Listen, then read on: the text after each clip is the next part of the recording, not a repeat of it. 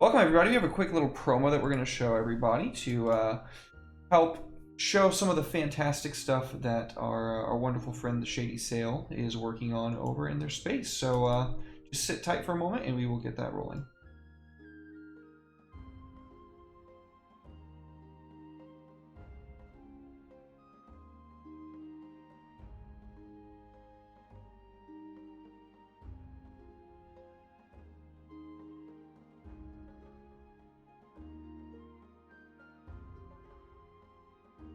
Forgive me, folks. My computer's fighting me. It is downright refusing to show the wonderful video that we have had prepared for you. So instead, I'm just going to do it live. In the words of not the greatest of persons, but I'll make it a good line. Fuck it, we'll do it live. Check out this dice case. It's wonderful. It's fantastic. It's custom. It's made by the Shady Sail in collaboration with my wonderful wife, who's here with us, that originally designed the logo. If you would like to get your hands on one of these positively fantastic resin dice cases, there are also more to choose from if you're like, that's cool, but what else do they have? They have some very cool designs on there, like a skull. They have a D20 ornament that you can get for your Christmas tree if you celebrate the holiday. If not, you should consider getting it anyway, just because it's fantastic and it looks really good. If you are looking for anything else in the wonderful wild world of 3D printing, Shady Sail is your person. Please hit them up. Use code RPGINN at checkout for 10% off of a dice resin case. Thank you so much to RPGN. Thank you so much to the Shady Sail. Love you guys. And without any further ado, Omni, what's happening? Hello everyone, I'm the last Omnitect, your favorite robot American, and I am the Game Master of Mouse Guard. It's a pleasure to have you all back here. Shady Sail, and I just wanted to say also to RPGN, love to both of you guys. I actually ran into you very recently as a result of everything going on, and I want to say thank you guys very much for your support, the reblogs, and also the general, kindness you've been showing us has been really kind. You guys are awesome, and I hope that this goes well. This looks like such a cool case. And also, big thanks to everyone who's in chat, Alakazam, Bon, everyone, obviously. I love you guys immensely so. So, anyway, we're not talking about everything else with that. We're talking about Mouse Guard. And thank you. I appreciate it, buddy. Much obliged. Neris, thank you for the resub. Oh my god, dude. 6 months. You are an absolute blessing. Thank you, Neris. Much love, homie. So, let's get back into it. Welcome everyone to Mouse Guard, the frontier, where we have our lovely mice here intrepidly exploring the edge of the frontier, beyond the map and into a new, terrifying, but truly adventurous locale. Let's have you guys introduce your characters. I'll quickly start with Red's, since Red is not here. Red is going to be missing this session. He is currently busy on some other project, but he's apparently going to have a fun time. Normally, he will be here playing Giles, a mouse from Wolfram, who is basically... He's basically just Braveheart. He's Braveheart the movie, in mouse form. And, you know, I love him for it. Man, he goes extra with it. Let's start with you, Derek. We'll go bottom to top. Hi, I play Dukan. I can hear myself in my wife's microphone. That means she's not using the right one. That's funny. Thank you, baby. Appreciate it. I play Dukan Diamondback. He is a weasel hunter of snakes. That is what he was trained to do by his master Long Fang. And that's kind of what he does best. This is this wonderful art that Omni did for my little guy. As you can see, he wears his very first kill as a cape around his neck. He collects bone fetishes and trophies. He, not pictured here because this was done at the beginning of the campaign, and once eventually you will hopefully see him in his full splendor, but that's on Omni. I'm not going to fucking ask him to do anything. He's got so much going on. As soon as I can, Chief. Trust me, I want to do it too. He also has a helmet made of eel skull that he wears around him and slots down into position, and a dagger made from an eel's tooth that he has given to his recent trainee, the mouse that he has taken under his wing. One of the, or rather, the only mouse that decided he wanted to learn how to fight like a weasel when we had this big battle with crabes and what have you. He's all right. He's a good guy. He's a good mouse. I love him. Thank you, my friend. Yes. And I believe the apprentice is Cola Blackrock. That was his name. So, yes, the first weasel ever with a mouse guard apprentice. And next, Natalie, why don't you introduce your character? My We can hear you. I'm playing Sayana the Small. She is a mouse and new to the mouse guard, but just having a good time. She's got a little mentee under her wing, and she's ready for some adventure. Awesome. Yes, you also have gotten yourself a new, a new. Man, everyone's got themselves a bunch of different like folks that they're working under. We're It's invested. Yeah, you all have your own apprentices. It's kind of crazy. Man, I'm actually not gonna lie. I'm trying to keep up with it. It is a lot. Here we go. You have Guy Portsumac, I believe is what the name is. So, God dang it, Red. I'm sorry. Red also has his character of Squeeb. It is not Squeeb. So, but yes, we've been having a blast. This setting itself is actually based on the books written by Mr. Peterson, Mouse Guard. I'm not sponsored by any means, but I love this setting, and I love these books. They are all gorgeous, both Legends of the Mouse Guard and the actual core Mouse Guard books. I cannot recommend it enough. If you're interested in a visceral, cool, it's really just like a beautiful, I guess it'd be a graphic novel more than a comic. Seriously, give Mouse Guard a watch. Give it a read. If you like Game of Thrones before the end, you would probably like Mouse Guard. That should put that in context. So, speaking of, let's quickly describe what Squeeb, as in like Voss Quib Quib. Good Mass Effect reference, Spawn. So then, let's do a quick little recap of what happened last session. I'm going to ask you guys honestly, because it has been a hot minute. Are you good with doing a recap for either, for your basic, like, buff, or do you want me to just do it because it's been literally so long? I'm not going to take offense. I can remember a good portion of the most recent events. Okay. So that's fair. We'll just do the last section. If you want to do, like, a brief overview of everything that's happened and, like, encapsulate it quickly, I'm down with that. You guys know the drill. If you give me a good description of what happened, fate or persona, your call, you get 1 point. Natalie, do you want to do up to the boat, and then I'll do up to where we are now? Hang on. I'm having some issues with my headphones. Okay. Gotcha.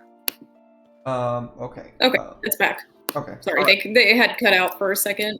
Oh, Alec, thank you. Clear condition. Much love, buddy. Whoever needs it next. Oh, nice. Nice. I think that... So... Yeah, okay. Sorry, go ahead. Oh, no, I didn't mean to interrupt. No, I have nothing else to say. I was just checking out... I think there is one person who could use the condition clear, so... Good to know. It's an NPC. I'll keep an eye out. Mm-hmm. Go ahead. Where am I recapping from? I didn't catch that part earlier. From the beginning to the boat is what I asked if you would mind to do. I can remember everything that happened after that. Oh, from the beginning of the campaign? Sure, it's been a while since we played. Oh, I can do a short recap. It's been a while, so I'll see how much I can remember.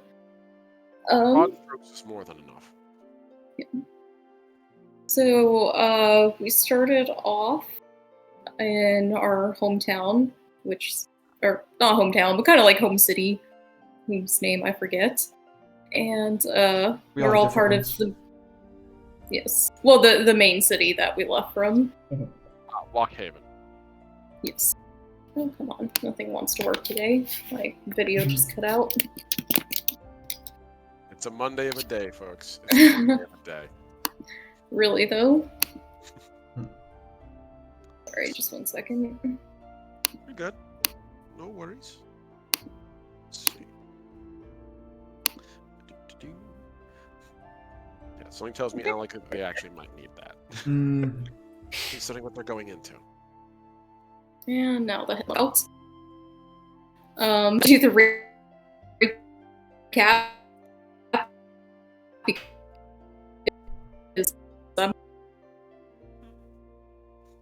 Getting like every third, seventh syllable maybe.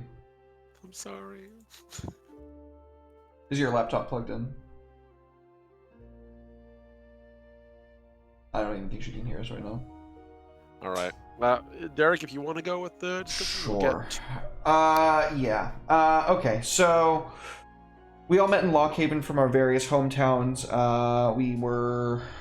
various members of us were already conscripted members of the Mouse Guard. I and my sister were kind of voluntold to go make a way for our people in the new lands by our uncle, who was a tunnel lord.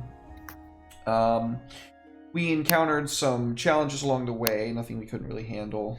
The weather at first. And then eventually, once we made our way to Port Sumac, we got on a big old boat. Well, not just a boat, bunches of boats. Boats large enough to carry the tortoises that serve as not only our mobile, like, not, I don't want to say pack animals, but like mobile storage units, but also our mobile like fortresses. They are biological walking fortresses, effectively. One of them even has a giant fuck off gun strapped to it. It's pretty fucking metal. We made our way across the sea to the Old Lands, where we were told that there is a history of predators, for lack of a better term, enslaving mice and using them to wage wars upon one another, if for no other purpose than to amuse themselves. We were pretty sure that there was going to be some kind of mouse remnants left over there, and so after a rather scaly journey into the new lands, we found this hollowed out rock structure wherein there were a bunch of equipment and tools that were left there, indicating that they had a surplus of people that could make such equipment and equipment with which to make it. Was like rudimentary stuff, meaning that if they had any better equipment, they would have had that with them. So, we end up heading back to where the vessels are making landfall. There's a bunch of crabes that are thinking they're going to get an easy meal out of all the mice. So we wage war upon the crabe. We are victorious. And we start getting everything on move on.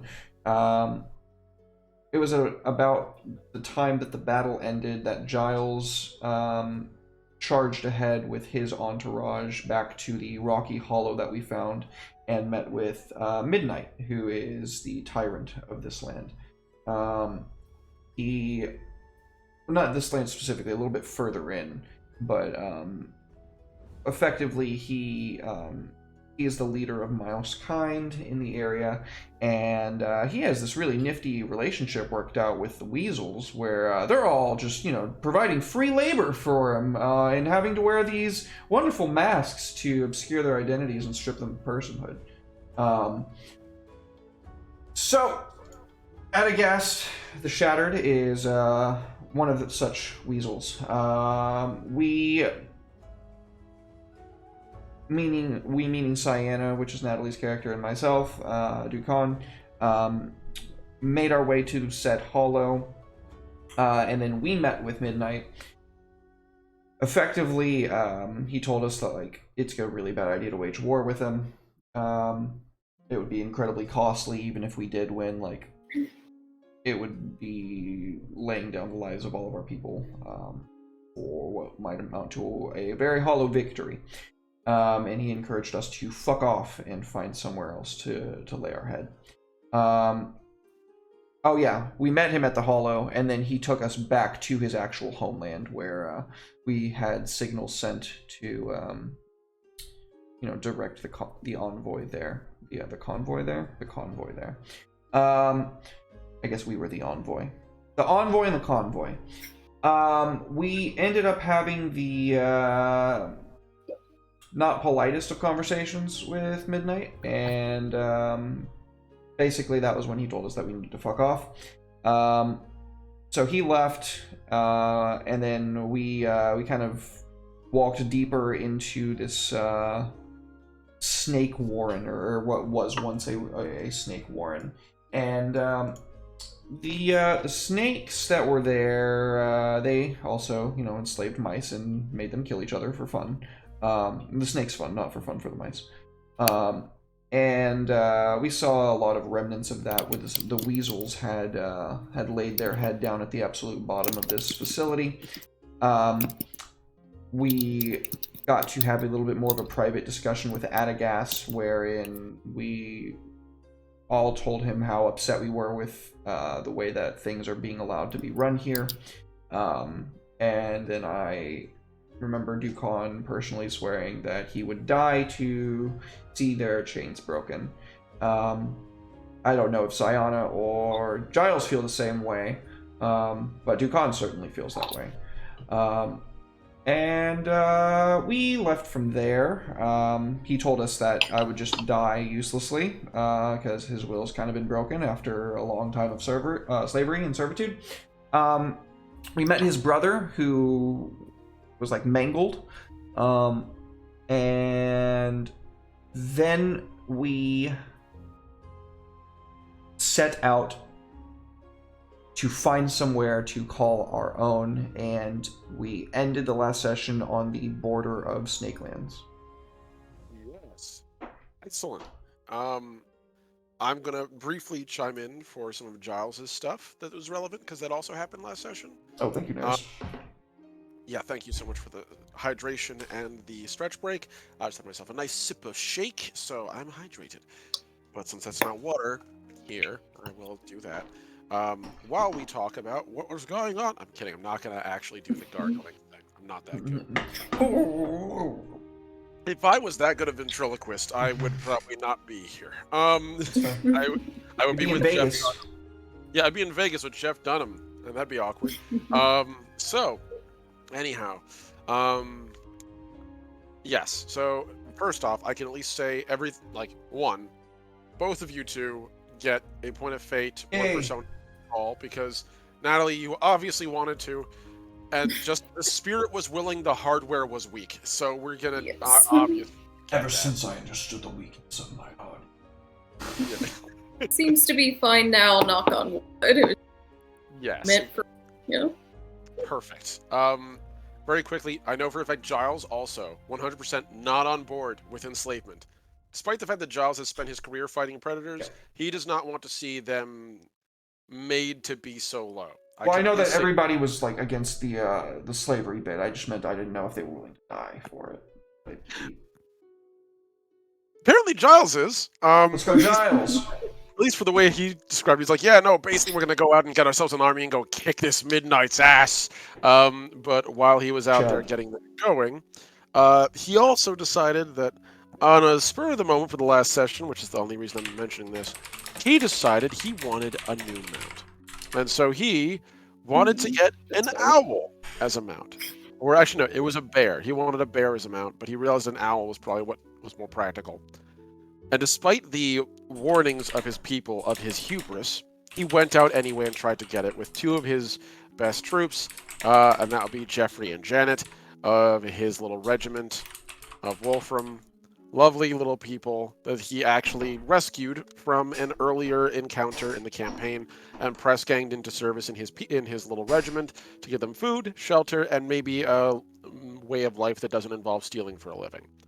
His two most loyal followers went into the woods with him, where they met a horrifying barn owl that basically terrorized the shit out of them.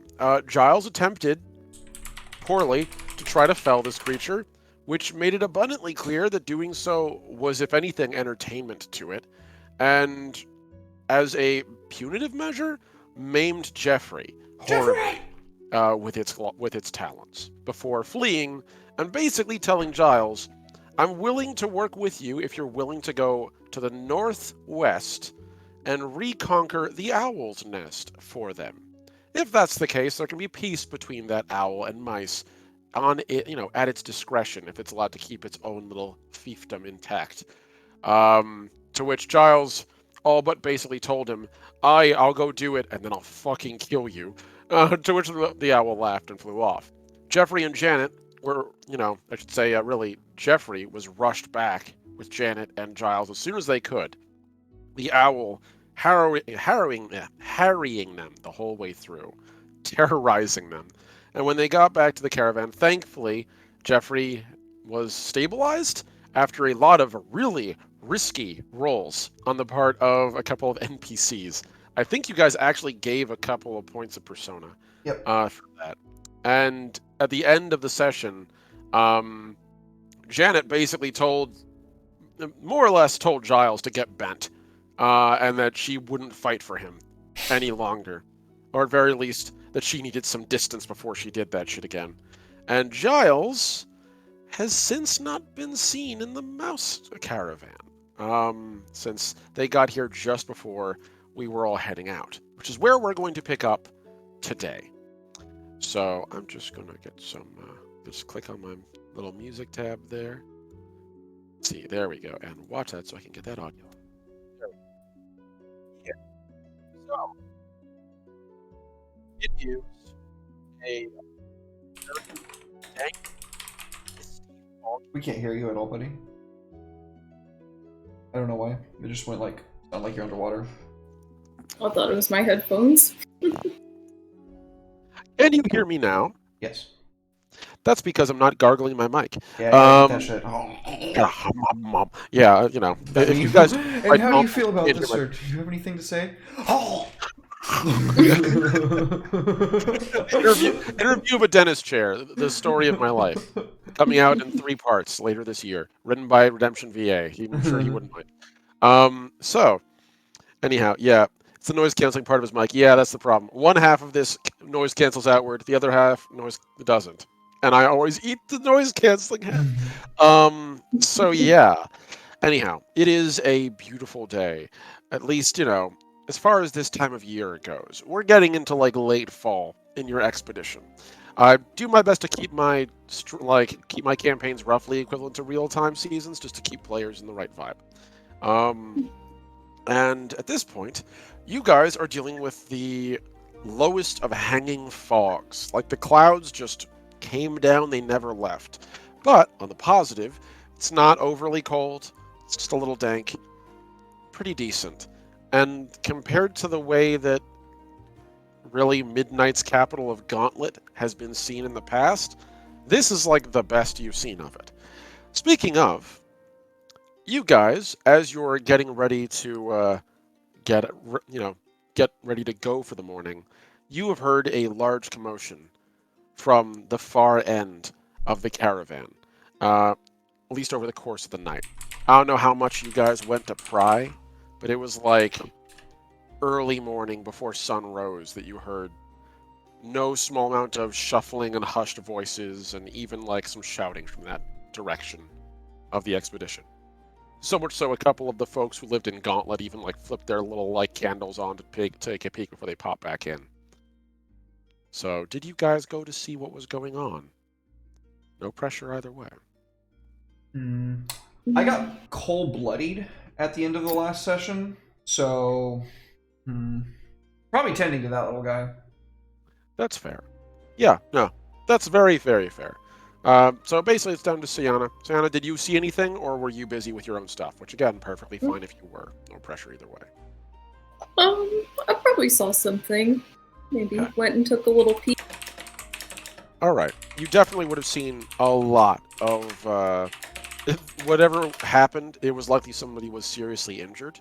There was a lot of bloody rags and a couple of shouts and screams and surgery from in there that you could hear. And again, this is a more medieval Iron Age setting, so surgical intervention. Actually, rough. I think I have some medicine. If you want to make a roll, you can. You might have been able to identify what happened. Or run up to help a little bit, what little way I could, just in case they need an extra pair of little mouse hands. Mouse middies. I'm pulling my sheet up to look.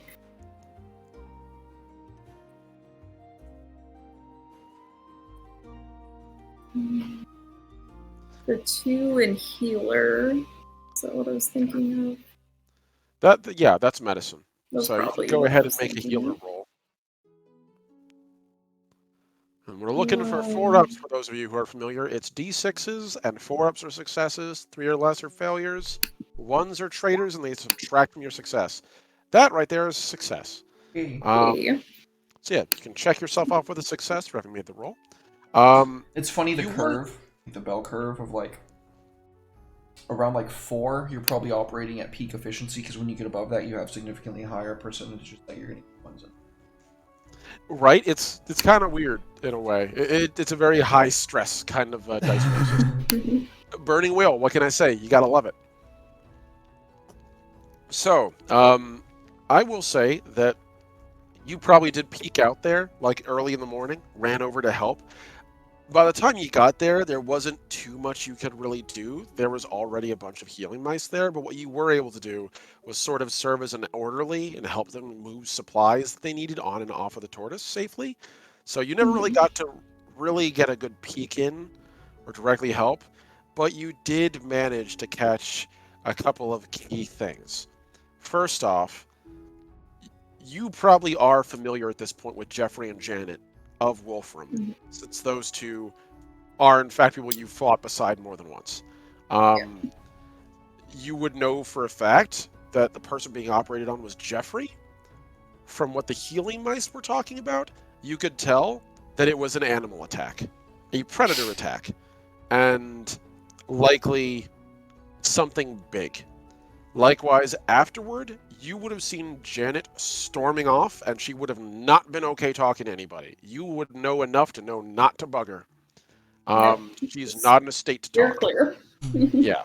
But whatever happened, something big went down, and it was enough to make Janet want to walk away, and likely Jeffrey is going to be recovering for a hot minute. So at that point, everyone sort of went back to bed, and people sort of hushed off to sleep. I will say, actually, I want you to make me a scout roll. Or a mouse nature roll, your call, either one. Specifically you, Natalie. Sienna, I want to see that roll. I will do a nature roll because I have 4 in that. I only have 1. Okay. Beautiful. And I level up my nature. Nice. Yes, you do. Nice. What are you up to now? 7? 5. 5? Nice. Yep. All right. So, as you're leaving, you did see someone steal away from the actual, like, caravan, from the tortoise. It was a mouse, and you could tell from the... Not from, like, the cloak they're wearing. The cloak they're wearing is, like, burlap. Clearly, they just sort of took a burlap sack, tore it, and hooded themselves with it. But underneath the burlap, you could see a little kilt in blue and red. And from the red fur and the size of them, it's probably a pretty good guess that it was Giles. And Giles just sort of disappeared into Gauntlet after that night.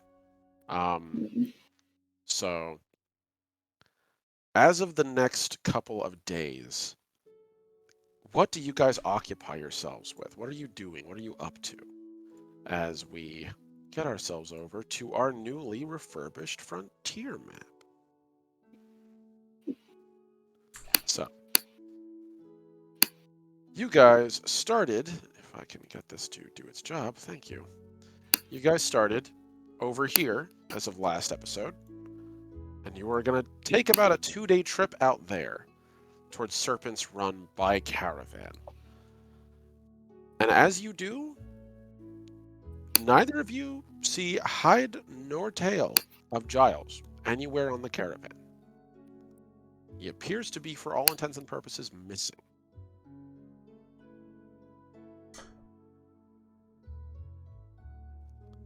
What are you doing, my friends? I would like to prepare for Snick. Anti-venoms, learning where they would make their dens nearby, what paths we should potentially avoid. Which leads me to my goal for this session, Prove to the Mouse Guard why Dukan is known as Venombane. I like that. Yeah, I would say write that down as prove my name to the Mouse Guard, and that will do. So, okay. Natalie, what about you? I think that Sienna would probably keeping a very close eye on Tom because a mouse just got attacked by a large animal and she's not about to have her mentee get snatched up by some predator. It's very fair. So, over the next couple of days, you two attend to your business. Dukan, I'm going to have you make me... Let's see, what would make sense for you, my friend? I'm thinking... Considering your vast skill set of killing, and killing, we're going to go with Persuader, which you've actually become pretty good with. Since you're trying to gather resources that you would need to attack snakes and to gather knowledge, Persuader seems appropriate. You're trying to convince people to loan you resources. Oh no! Oh my. Well, you got a 6 there. Explode! Okay. It did. Persona. So you're at 0. Persona! Fuck. No! It I goes made it backwards. worse. You had an extra point of Persona because Bond gave a Persona point to thank each of you. you. So you have There's extra my Persona recap fate point that I got. Okay. Yes. And I spent 1 Persona. Okay. Oof. So yeah. It's it didn't work out very well. So Dukan, it's not that people don't value your skill set in this expedition. Up until now, the mice have been positively helpful. I mean, I gotta admit, like, there was a lot of curiosity regarding you all with the expedition, especially with the weasels. But the mice of the expedition have at this point come to respect their weasel comrades, if only for your strength of arms and your reliability. However, as a result of everything going on with, most importantly, Midnight and his little gauntlet empire, it appears as though as if resources have come to an all-time, I guess what would be the right way to describe it, an all-time low. They're all being quartered away for a war that many of the mice of the Mouse Guard are assuming is inevitable between Gauntlet and the Mouse Guard expedition.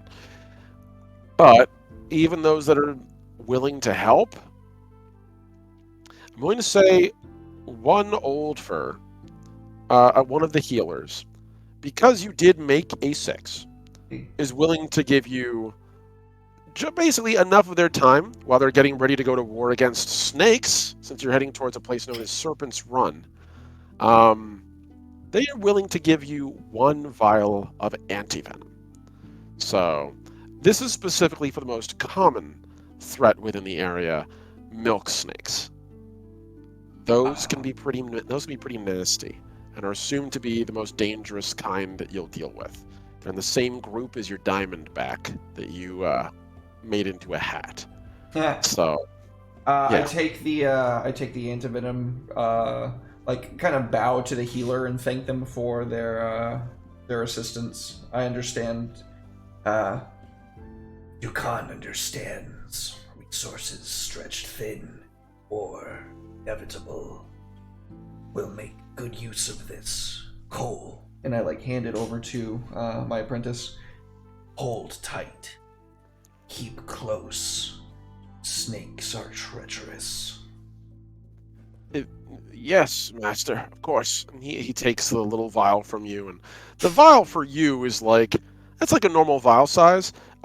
When you hand it to Cole, you realize that he was generous enough to give you a good portion of it. It's actually a pretty big tincture for a mouse. So that'd be enough to treat 1 weasel or 2 mice before it runs out, most likely. And he takes it and slides it into a pack and cinches it really tight, stuffs it with wads of what appear to be oil skin, and basically The whole time the old fur is just kind of nodding quietly as he's working his way through the books. He's one of the older, like slightly more doddering members of the healers that accompany the expedition. He's easily seen like probably 75 something odd winters, but Old mouse. he's still going. Yeah, he be old. He pale white, but he do the palsy shake, but. He's the guy everyone tends to go to when they need resources and they need an old man who's not going to ask too many questions and is willing to part with a little extra. I hand him over the venom glands from the snake that we recently killed. I know that it wasn't a particularly venomous snake, but all snakes have venom glands, whether they are filled with like virulent toxin or not. And I figure he might use it for his concoctions. And I give him another bow of thanks, and we leave. As you leave, you just hear him shout, "Thank you, young man!" And as you walk off. So yes, you absolutely get a large tincture of anti-venom. You can throw that into your inventory. As far as I'm concerned, Cole is your inventory. Yay. He's basically your squire. So, like, if you want, you could even add that into your traits. Since that seems to be the most easy place to put it, I don't really see anything else. So put that in your traits, just put like tincture of anti-venom, and you can put it at trait level 2. Every time that it's used, we're reducing the level by 1. Okay. So, Santa, the whole time that you are currently out there sort of keeping an eye on Thumb, he's been pretty good this whole time. He's not been really too much of trouble, but you can tell like he is. I don't want to say chafing at you being so close, but there's a little bit of like helicopter mom syndrome going on, where he's kind of like, "Mom, I want to go outside and play." He's not quite that extreme, but he does get the feeling that you're being a little protective of him. And eventually, I'd say probably on like the second day, like the dawn of the second day, he basically just straight up confronts you about it as the morning is coming up, and he just goes, so I don't want to seem like I'm not appreciative of all your training and all the help you've given me, but Sienna, you're crushing me. You can't keep hovering over me.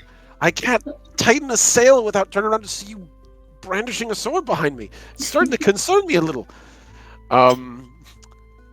It's up to you how you want to address this. He's looking for reassurance. Okay. Or clarification, your call. I kind of motion him closer, like indicating I have something to tell him that I don't want others to overhear. Didn't want to say anything, but you probably heard of the commotion a few nights ago and the wounded mouse. I heard about that a little bit. Sad jaw tackle about that. Oh, I was there. I did. Though I didn't get a good look, I could see that whatever attacked him, it's not something that I would want to face, or that I would wish you to face. And there's safety in numbers. And I trust you to have my back were anything to happen. Make me one. I like that angle. That's a good angle. Make me a persuader roll. You're genuinely trying to look out for him. It's not like you're trying to manipulate him or anything. Yeah, I'm also trying to flatter him. Oh, yeah. He's learned a bit, so I do trust him to have my back if something were to happen. I would say it's in his best interest. Yeah, persuader will do. Okay, that's a success. You don't have any ones, I'll so take it. yeah, there you go. So at first, Thom seems like a little bit like you kind of disarm him a little bit with the whole like, did you hear about the bad thing? And he's like, oh yeah, like that sucks. And then you kind of hit him with the, and that's why I'm keeping you close because there's safety numbers and I trust you to defend me. And that kind of repositions the whole thing in his mind. He's not being hovered over by a helicopter mom. He's protecting someone who might be nervous, you get the feeling he's kind of viewing in his head as like, oh yes, I'm the protector, the important one. Gotcha! And you 100% pat his ego out when you do so. You can practically see like the slight like ego +1 in his eyes when you say that. And he goes, "Oh, all right then. That's fair. So that's the case. Feel free to stick by, though. I would appreciate a little help with the rigging when you do, if that's all right, because it's kind of a little bit, large arm motions. I just don't want to accidentally hit you with an arm or something while you're keeping an eye out." Oh, but you do it so good. No, of course I'll help. Thank you, ma'am. I appreciate it. And yeah, no, he takes it in stride the whole rest of the way. Good job on diffusing that, actually. Thumb doesn't take that kind of thing super well, but he's not too averse to it at this point, with you at least. He seems to trust you. So, after a couple of days of travel, by the end of the second day, at nightfall, Derek, if you want to get me some slightly creepy music, now would be a great time.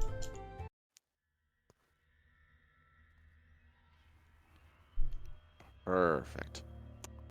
Lovely. Eventually, the expedition settles in on Serpent's Run.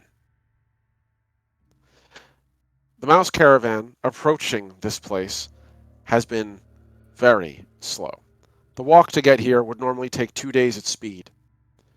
But because of the very threat that a predator kingdom poses to a caravan of mice, hedgehogs, and weasels, the caravan has moved particularly slowly for the last leg of this journey, taking 2 days to cross what would normally take 1 day. The tortoises have been all instructed to go quietly, as much as they can. Mouse patrols have ranged out far ahead of the expedition to ensure they don't run across any surprises. And the hedgehogs have been careful to reduce the volume of their work. Since they've approached within a day of Serpent's Run, the massive towers and smokestacks on the back of the large tortoise with the cannon have all fallen silent, and the near incessant hammering at the forge, dead quiet. For the first time in literally months, the anvils don't ring, and all the forges and ovens have been put not to the torch, but to water buckets. It is strangely quiet as the night begins to fall, and you are, from where you see, at the very front of the expedition, on the Invicta, which has been running on a very quiet mode, despite what people think. The Invicta is capable of walking quietly. They just need to run it really, really slowly. From the prow of the Invicta, the two of you can see what appears to be the first signs of life of Serpent's Run. Serpent's Run is set within a large, deep forest nearby, just a little bit on the edge of where this large shale formation is that the Gauntlet is built into. So right beyond these craggy rocks, between that and the edge of the forest is where you see these stone structures. They're all very flat, and they're sort of laid out almost like a labyrinth going in a spiral. It seems it's very reasonably snake-like. And from where you are, it doesn't seem particularly massive. This is one of the smaller beast kingdoms. And you get the feeling that the snakes probably don't live on the top. They live underneath. Mm-hmm. Now, from where you are, you're probably about, I want to say, 2 miles. If it weren't for your elevation, you wouldn't see it. But you can. Gwendolyn has called you to the deck of the Is that Invicta. mouse miles or is that human miles? Human miles. Oh, mice God. are actually, mice are actually about as fast as humans on the run, so they can cross a surprising amount of distance in a very short amount of time. Your Okay. tortoises and the Invicta also provide a surprisingly good amount of steady speed, which has helped. So then, eventually, Gwendolyn summons the two of you to the command deck of the Invicta at the very top. And there you can see the matriarch of the Mouse Guard, along with also Saxon of Flint Rust, her husband. And then finally, you can see basically the entire command crew. All sort of standing there, including Cedric, your patrol leader, and Preston, the captain of the Invicta. As well as also a very particular Hedgem in Jado, Gato, my boy. and Modi the Red, Oh, also on this deck. All of whom are hunched around a large map, which appears to be being slowly filled in. It's literally the map you can see in the background here of the expedition. It's being charted as you go. So, as you approach, both of the two of you, Modi turns to look at you both and gives you both, including you, Sienna, a very deep bow of respect, one warrior to another. So, are we ready to begin or not? And Gwendolyn slowly turns to her. Yes, I suppose we are. Jado, any word from the scouts? And Jado sort of gets a little closer, his heavy armor slightly jangling as he puts his cannon, like, bore down on the deck. Not particularly. The scouts all come back telling us it's a graveyard going forth. Sorry. Bad choice of words. It's quiet. No sign of mouse nor snake. They confirm, though, the city appears to be overgrown or in bad repair. I don't know whether there's anything still there, but any closer we risk those contact teams being encountered. And we don't want to give away our position if we can avoid it. So we're all there presently right now? Yes. That would be both of you two. Okay. I think Dukan would speak up at this point and...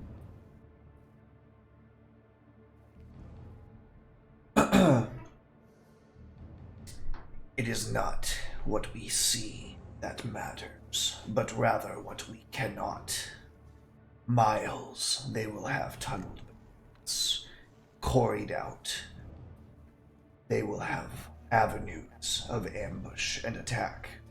They will separate us, bring down what they can. We must keep close. Scout teams will not see anything if they do not wish to be seen.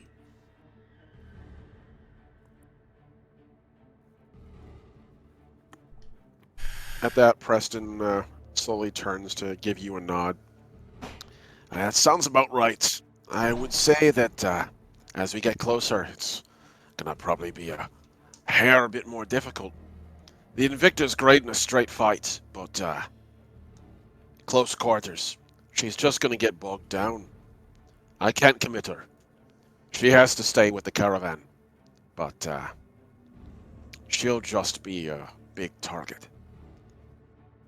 Gwendolyn nods. Aye, we shouldn't risk the Invicta if we can. She's too valuable an asset, especially when we start dealing with the bigger beasts of the wild.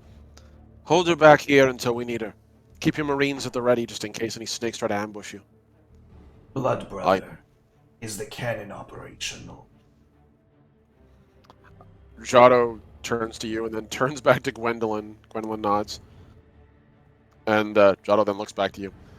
Aye, it's operational, but without a target, we're shooting loudly announcing our presence and making a smoke plume big enough for them to chart it all the way back to us. Mouse Queen. Dukan offers service. I, like, walk in front of her and kind of, like... I don't know if Dukan would kneel, but he would get at, like, a non-threatening, like, lower level to where, like, they're looking at each other eye to eye. Do you have fire that burns without burning? I'm referring to phosphorus. I'm asking for a smoke signal of some kind that they can see in the dark. Gotcha. Gwendolyn would know what that is, actually. Your torches operate off of phosphorus burn. Or at least the big ones on the tops of your tortoise caravans. She would nod. Jado, go get this man some phosphorus. What are Dukat you will not planning? fail. All right. There is another thing we should address. Gentle mice, Hedgems, Lady Weasel, do you give me a moment with our friends here? Cedric, you stay. And to which everyone sort of like nods. Even Modi understands that like this is the kind of thing where they are all going to be busy. You get the feeling she's going to be going back to her warren and getting both of the other two, the two stooges, ready to go. So the shock troops will be ready very shortly. As everyone leaves, eventually Gwendolyn turns to you, Sayana. I heard you were at Giles's tortoise last night. What did you see?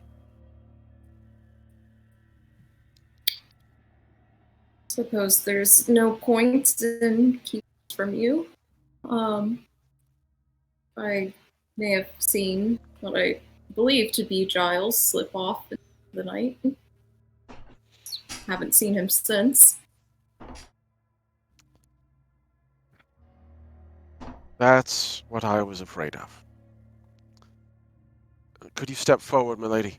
And behind her, from the dark of the back of this chamber, you see a familiar red fur, not Giles, but his equerry, Arabelle of Wolfram, bearing the banner, as she always does, and her eyes a little bit more harrowed than usual. Go ahead, tell them what you told me. Aye, my lady. Giles has taken leave of us.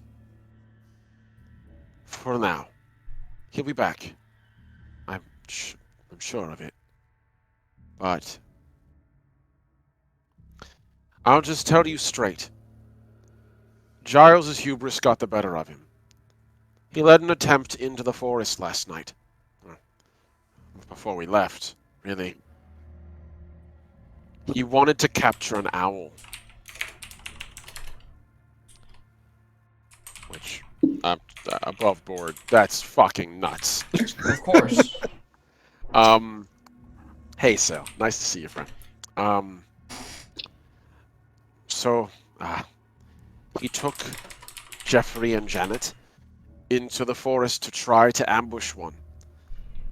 I don't know what's taken over Giles, but he's got this drive in him. He's always had it. Usually it steers him right, but it's steered him ever so wrong. Thankfully, Jeffrey's going to live. But he was severely wounded in the encounter. Janet, angry, stormed off. Giles looked very crestfallen to me. As crestfallen as I've ever seen him. He told me something he knows you needed to know. He sent me off to convey it to Gwendolyn, and when I came back, he was gone. I suspect he's off, likely on a quest of honor, to redeem himself. I hope he does well. Apparently, the owl wants us to clear a part of the map for him. And she walks up to the map table, sort of asking like Gwendolyn, "Hey, is it all right?" And she just gives an obvious nod.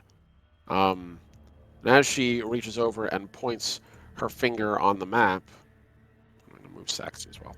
There we go. She runs her little mousy paw further northwest until finally she settles over this part up here with this owl-shaped rune and presses her finger on it. That, the owl's roost. Giles apparently agreed to the terms, though I don't blame him. It was either he agree in the face of certain death, or he lose both of his crew. I don't know whether he meant to keep that oath. He might. But the owl expects us to be there, to clear it for them. If we do, they promise to respect our sanctity and not attack us. I don't take the words of predators. She pauses and looks over at you, Decon. No offense. You are slow to change. This is understandable to do. Many predators lie. An oath sworn in blood. One does not double-cross. Then we understand each other. Respect your skill at arms, Weasel. I'd rather you fight in front of me than behind me. It's besides the point. Point is, Giles is nowhere to be seen. And, as he left me with this, and she draws out what appears to be Giles's large two-handed blade, which was tucked behind her cloak. It appears as if Wolfram's forces fall on me to command. If you'll allow it, milady. And to which you can see Gwendolyn nods. It's in good hands until Giles returns. I've heard of your rituals. May the saints protect Giles. In the meantime, your team is down a member, which means stealth will be your best option. In case it isn't obvious enough, I'd like you to scout ahead. Can I interject at this point? Yes, you can. With me, if you wish to I don't. Word the word garner. Yeah. to garner honor, to scout ahead with me, search for the particular.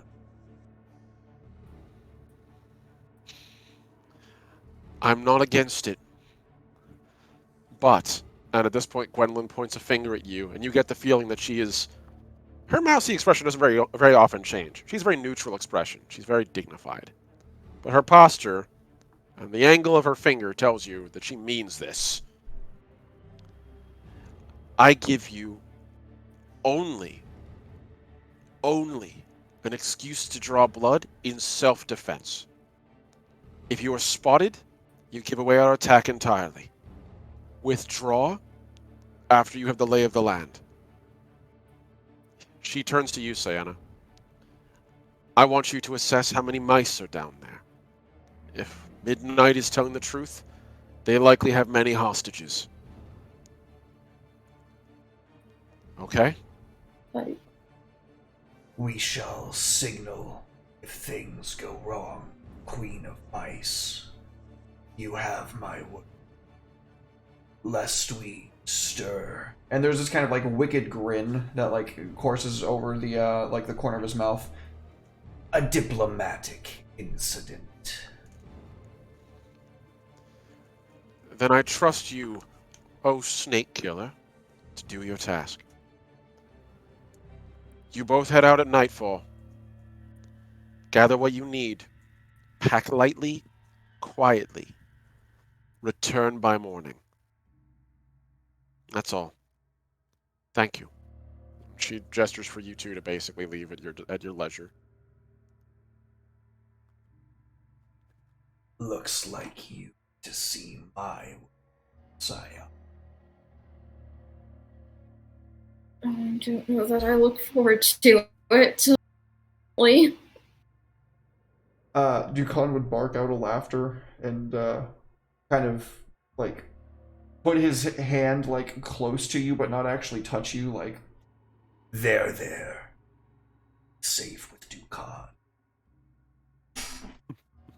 She'll just like take your giant paw off her shoulder. Both I hands. think I just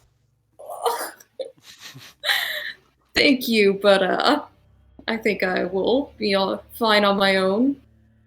Unless snakes come around, in which case perhaps it is best that you are there.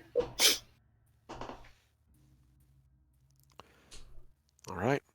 So, it has an hour in. Do you guys want to take a quick bio break? yeah, I could take a bio break. Okay. We'll be right back, folks.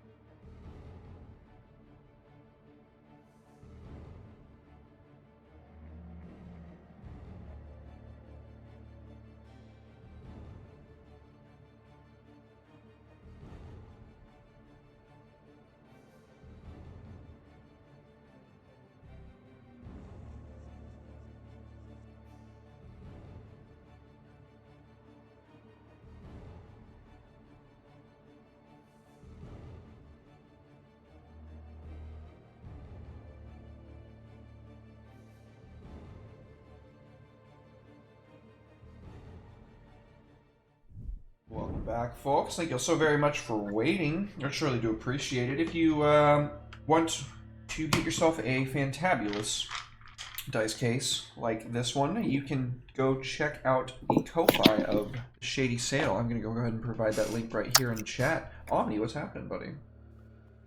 Thank you very much, Derek. Hello, everyone. We're back with more Mouse Guard the Frontier. And so, we continue our creepy music and our creepy bit for the next step. So, as you folks have prepared for your little excursion down below, I imagine that you all would take only what is absolutely necessary. Gwendolyn was very specific. Pack light and move quickly. Your job is to reconnoiter and be back up the hill by nightfall with no one by morningfall or sunrise, without you guys being spotted. So, who or what are you bringing? My boy. I'm bringing my apprentice, and I'm also bringing the Wolframites, Wolframs, the Wolfram mice, for the Minecraft mission. Can't say the S word on Twitch. No, I get you. That's fair. That's very fair. All right, that's very fair. What about you, Sayana? What are you bringing with? Who are you bringing, and what are you bringing with you? I will go ahead and because it's safer with me than anyone else, and to also help boost his ego. I know he's been cooped up for a while, so take him on a, I would say, fun little adventure, but that's not quite. All right, that's very fair. Good. So, that's the case then. So you all depart the caravan once night truly has fallen. Up until now, it's been like dusk, but now we're at full-on nightfall. It is pitch black. It might as well be midnight, even though it's only a couple of hours since it's been the. That guy's an asshole. Oh, nice. Yep. Well, drop a hammer. What? No. That guy's an asshole. Like Midnight. Midnight's an asshole. Oh yes. I thought you meant someone in the chat. Yeah, exactly. I can see both of y'all looking to the screen, looking to your screens. I knew exactly what you got. Yeah, no, I meant the mouse Midnight. That guy's an asshole. Both mods go for their swords. Right. Yeah, no, you're totally right. He is. So it might as well be dark as that douchebag you all met a couple of days ago. And as you're going out, I'm going to say that as far as the Wolfram Regiment is concerned, they are willing to loan you a total of 3 mice. Any more than that is overkill for a stealth mission, and the 3 mice that you receive are basically just standard regimental mice. Honestly, their gear and getup really isn't that different from Jeffrey and Janet. Long swords, kilts, cloaks. All in blue, red, and a little bit of green, in a lovely pattern repeating. Arabelle is the one who bequeaths them directly to your command, specifically you, Sayana. It's not that they don't trust you, specifically, Dukan. It's because technically you're not a member of the Mouse Guard. And as Arabelle makes abundantly clear, Giles may not be here, but his pride remains, and he would be absolutely knackered before he let a weasel lead his people, even with everything you've been through. In a little time, that might change, but for now, I'll honor his wishes. Sayana, they're yours to command, and she's gonna take a little cloak pin out from one of her pockets, one of her little satchels. You can see it's the same star that they all have. It's like just a gold star with one large spoke of like a needle of metal through it, then another needle that's meant to be threaded through it, so you can sort of put them in and keep your cloak from moving. You have one of your own, but she gives this to you and says, wear it with pride and they'll follow your orders. Won't you, lads? And the 3 of them just immediately and plant their scabbards in the ground with a thud. They're pretty intimidating, actually. Giles has been drilling the hell out of them. So you have 3 elite mice with them. Call it how you... We will endeavor to bring back in peace. That's all I ask. Go. Godspeed. and she's going to return to her crew. You guys have the equivalent of, I'm going to say, you probably have like 3 knights with you, 3 mouse knights. Yeah, you've got 3 guards mice in, I would say, breastplates with long swords, and they're pretty good fighters too. So I'm going to say they're patrol guards. So you got a pretty good crew here. In addition, Thom's coming with you since you did request Sienna. He's there as well. Sort of leans over and goes, I don't know, it seems like it's a little, I don't know, overkill, in my opinion. But, whatever. Substance over style, in my opinion. As he sort of stands there and, like, hands on his hips, like trying to cut an intimidating figure next to infinitely more terrifying Wolfram mice who look like they're straight out of Braveheart and ready to kill. Big brave biker men. Sienna's thinking to herself, I need to stop stroking his ego for a little bit. He definitely seems to have like a very fine, like a meter on that. You want to keep at a certain level. Yes, and I can taper off for a little bit. Now, that said, at this point, Cole is also with you and has come bearing your eel tooth blade and the tincture of antivenom with them, and has been quietly standing in your shadow, waiting your commands this whole time. Thank you, Sunshine. Is his hammer fixed as well at this point? The hammer is still being reforged. It's going to take a while, especially since you guys left Gauntlet. They haven't been able to run the forges after the first day, so the process is going to take a little longer. How long does it take to treat snake skin? More than a day, right? It's a leather-making process, so usually the curing, as I understand, it's a process that's done like over the course of anywhere from 3 to 7 days. Okay, so then he doesn't have his hood to match mine yet. Not yet, but it's in the metaphorical mail. In the forge. Yeah, exactly. We're just waiting for Malthazan to bring it this way, and we'll be good to go. So yeah, he is still clad in his old gear, but the eel tooth that he's wielding clearly denotes he, as far as he's concerned, is serving at the behest of a weasel, not a mouse. Goddamn right. I look to my my apprentice and I say, You have learned to fight. Now, you learn the most important lesson a weasel can learn when killing snakes. To hide. Aye, master. I'll do my best to prove you well to trust me. And he reaches down, as he does, like, he initially came prepared to, like, go into a fight, and then you say, like, oh, you need to hide, and he's like, oh. And he, like, immediately just starts stripping armor off. No, keep. Specifically, the armor that's going to prevent him from sneaking well. Just making sure. He's keeping a breastplate on. Okay. That stays on. Yeah, he's just not wearing, like, he came out, like, armored. Like, he literally came out in, like, half plate. A little mousy half plate. He's like, oh, and he just starts, like, doffing it immediately. As a mouse equerry comes over and just like, and just takes it back. For the smaller ones, armor may suit purpose. For the larger, why else do you think I fight the way I was born? I honestly never thought about that. That's a fair point.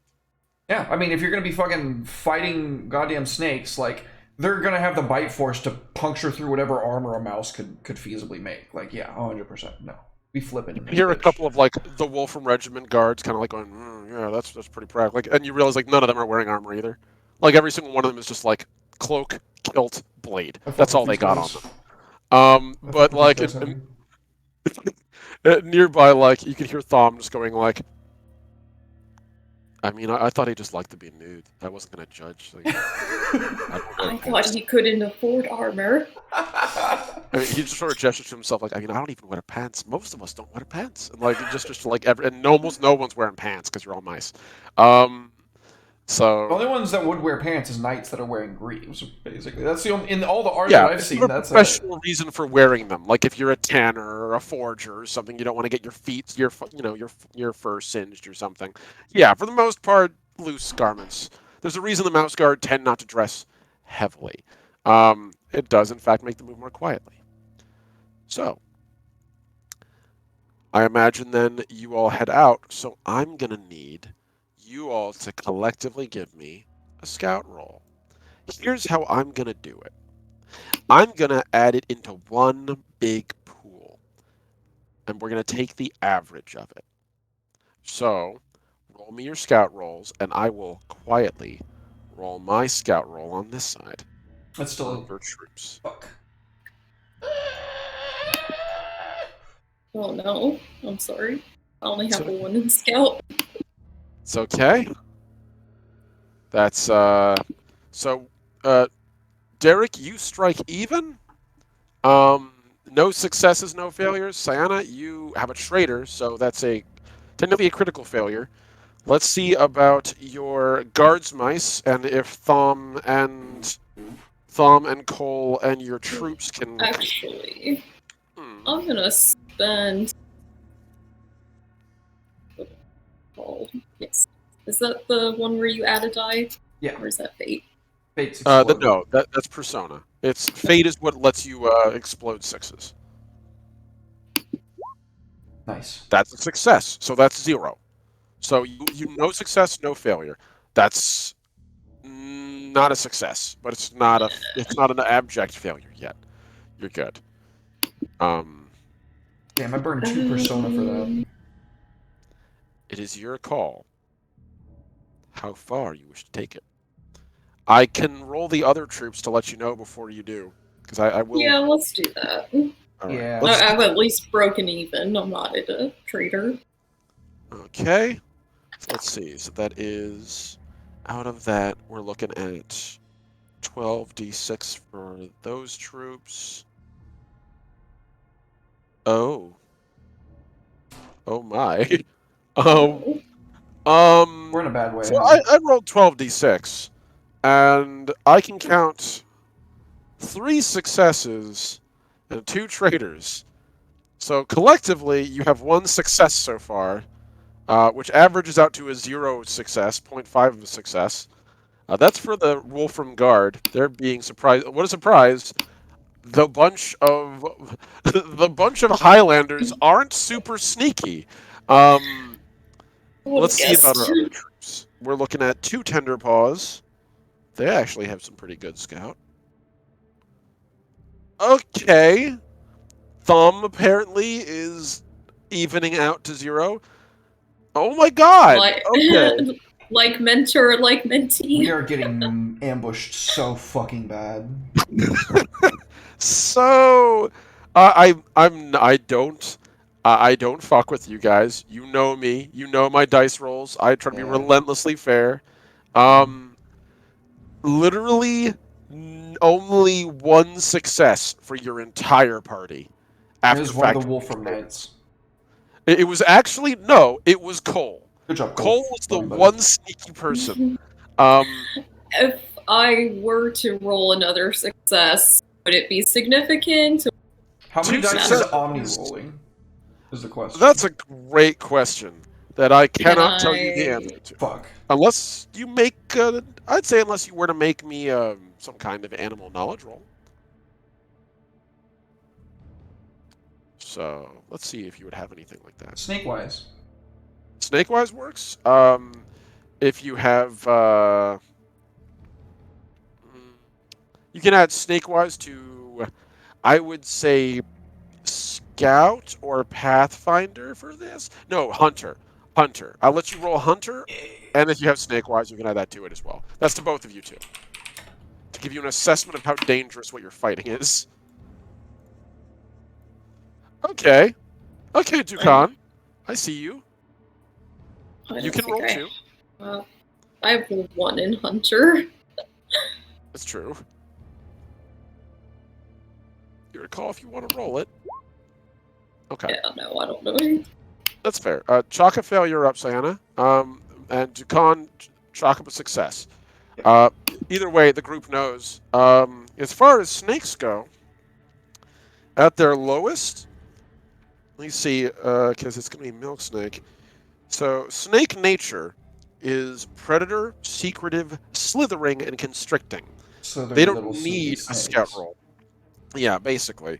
And milk snakes and other types of snakes, or the garter snake, those have a 6 or 7 pool of dice. Is Ambush what you're looking. predators. Yeah, those are like the big ones. Where you are, they might not be exactly the same, but usually you can read it as big snake, medium snake. The small snakes are usually not as big of a deal. Often they don't even eat or hunt mice. So. But you don't know if they're part of this animal, if they're part of this beast kingdom. They might report back. So what do you think? You're about to eat a pool of 6 or 7 dice against your 1 success, collectively. You're not going to make a difference. Save your die is my vote, Natalie, but do whatever you feel like doing. Yeah. Probably best. Okay. So, I'm going to roll it out over here so you guys can't see the results.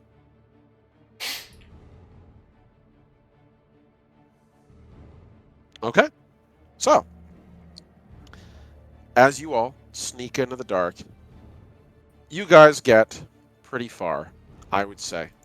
So far, in fact, that eventually you see something rather strange. Ahead of you, you finally see what those tunnels look like, what that weird structure appears to be. Welcome to the Serpent's Run.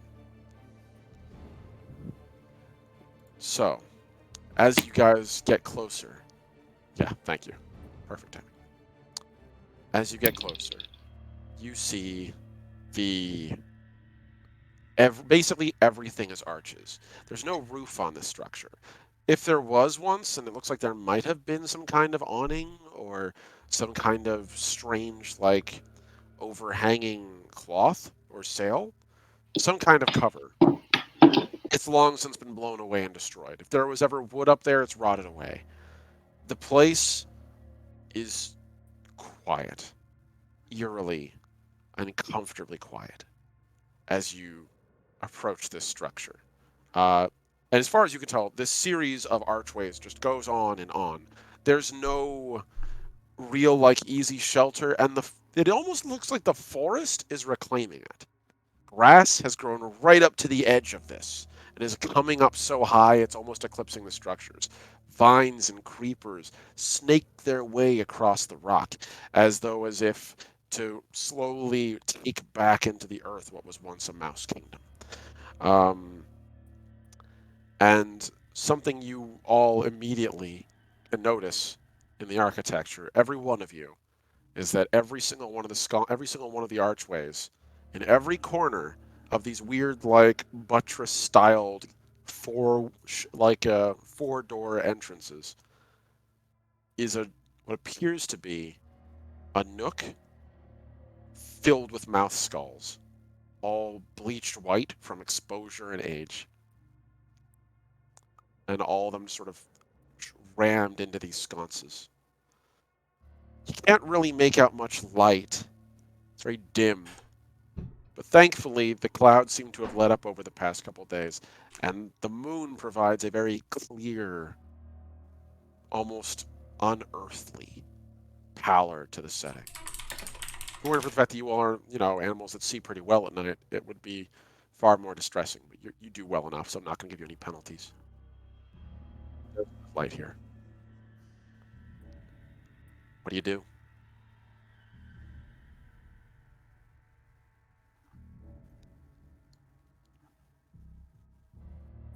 We should find second entrances.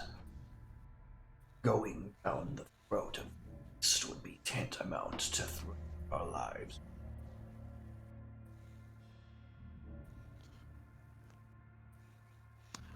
One of the wolf knights steps forward. My lord, I'd be willing to look for you if you'd like. I can keep it quiet. We move in pairs. Fine. The third stays with you. There's 3 of them. Yeah. Right. All right. And so he sort of like just a little quiet, like, and one sort of just jogs over, like, blade behind their back. We'll be back in a tick. And I'm gonna have them make a new roll because circumstances changed.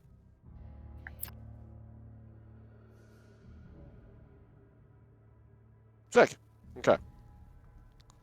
So they dip off to the side into the overgrown grass. Again, it's so big, it's like a rainforest to you guys. It's very dank and wet.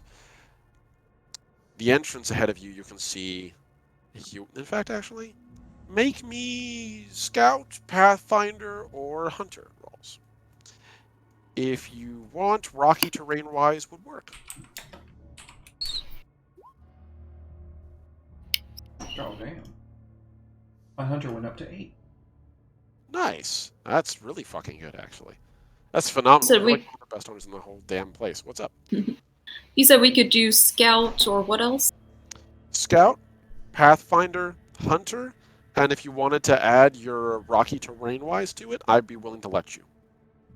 Well, I've got a 1 in all of those except for Rocky Terrain. Well, you can add rocky terrain-wise to one of the other rolls because it counts as a modifier as well as. Oh, I know. I was just trying to see what I wanted to add Rocky Terrain to. Oh, that's fair. I could pick any of them. And That's a success. pass. Yep. Yeah, it's a success. You both have a success easily, so mark it down. Derek, I know you're now up to 8. Way to go. Both of you two are looking at different things. Tukan, you're here for serpents. We know you're here for serpents. You want another serpent skin. Eh. Yeah. Well, good news for Diplomatic you. incident must be avoided. Can't be. What is it? It's not murder if no one ever finds a body. Then it's a missing persons report. Yeah, no. From what you can tell, look For the record, as far as I'm concerned, as far as Dukan knows, the snakes here do not view our kind as people. So they can get fucked. Well, from what you can see on the ground, and you can even see it in the actual picture, on the right-hand side between the words Frontier and Serpent's Run, as you can guess from a place called Serpent's Run, you can see a lot of snake tracks. And it's this sort of almost like slightly segmented path. It's kind of like someone were to try to carve a little like railroad with their hand in the sand.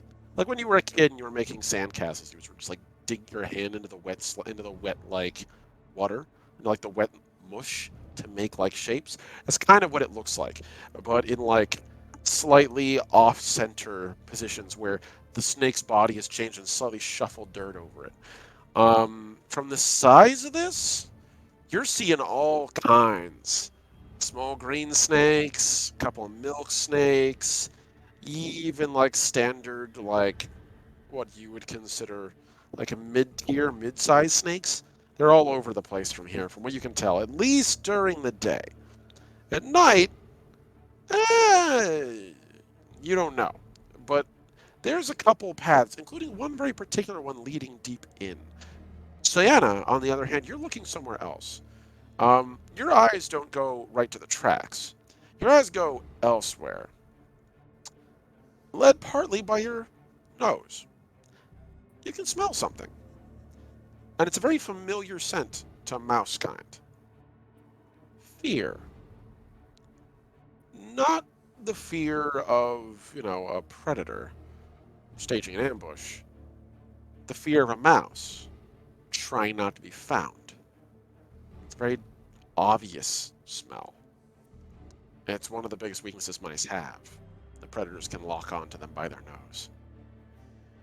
And you, at this point, have enough experience where I'm going to say, especially considering your rocky terrain-wise, you're able to kind of notice that smell isn't just stale. There's a couple of spots on the stone that are absolutely caked with dried blood, it looks like. that is almost all but flecked off. Clearly mouse blood. But there's a little bit of fresher blood, most recent, and it seems to be going around one of the pillars to the other side, and the smell of fear is very strong there.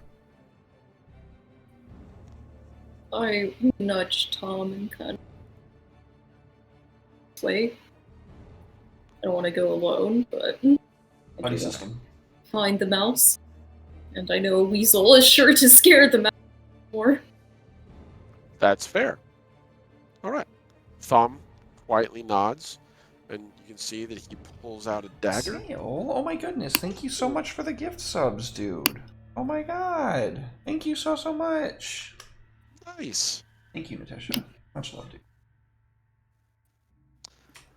So, you can see that, at least Dukan, you can see that Thumb and Sienna kind of like peel off a little bit. And again, you're not going too far. This structure, as far as you can see, it goes on spiraling for a while. This is just the entrance, one of them. And honestly, this structure seems to not have many walls. It's designed, again, like a series of ringed doorways in a gentle spiral. And honestly, if you were to follow that spiral, it might take miles. You probably could get turned around very easy, which seems to be the point. Sienna, you don't need to go very far at all.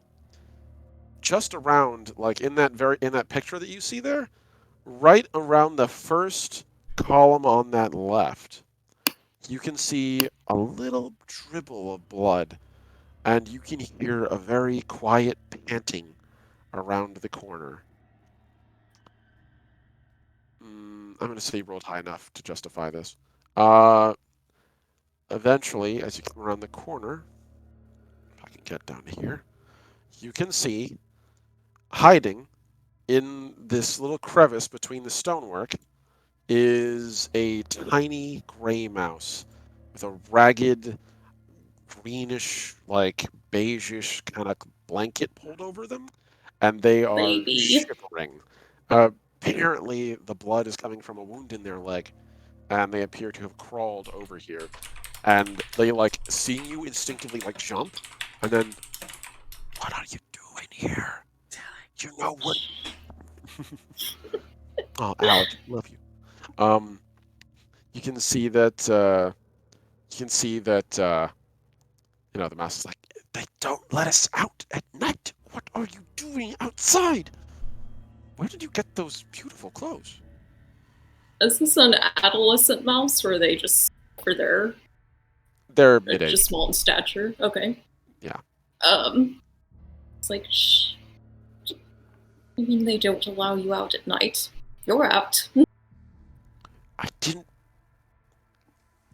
I was getting wood, and then I tripped, and I can't get this thorn out. It's too deep, and I don't have any medical supplies, and now I have to hide out here and hope no snakes come by, or I'm food. Let me take a look at that. I'm no nurse, but I have some first aid experience. Behind you, you can hear Thom like whisper, "I'll watch your back while you treat the mouse." And he's literally got like this little Splinter Cell pose going with his knife hand out.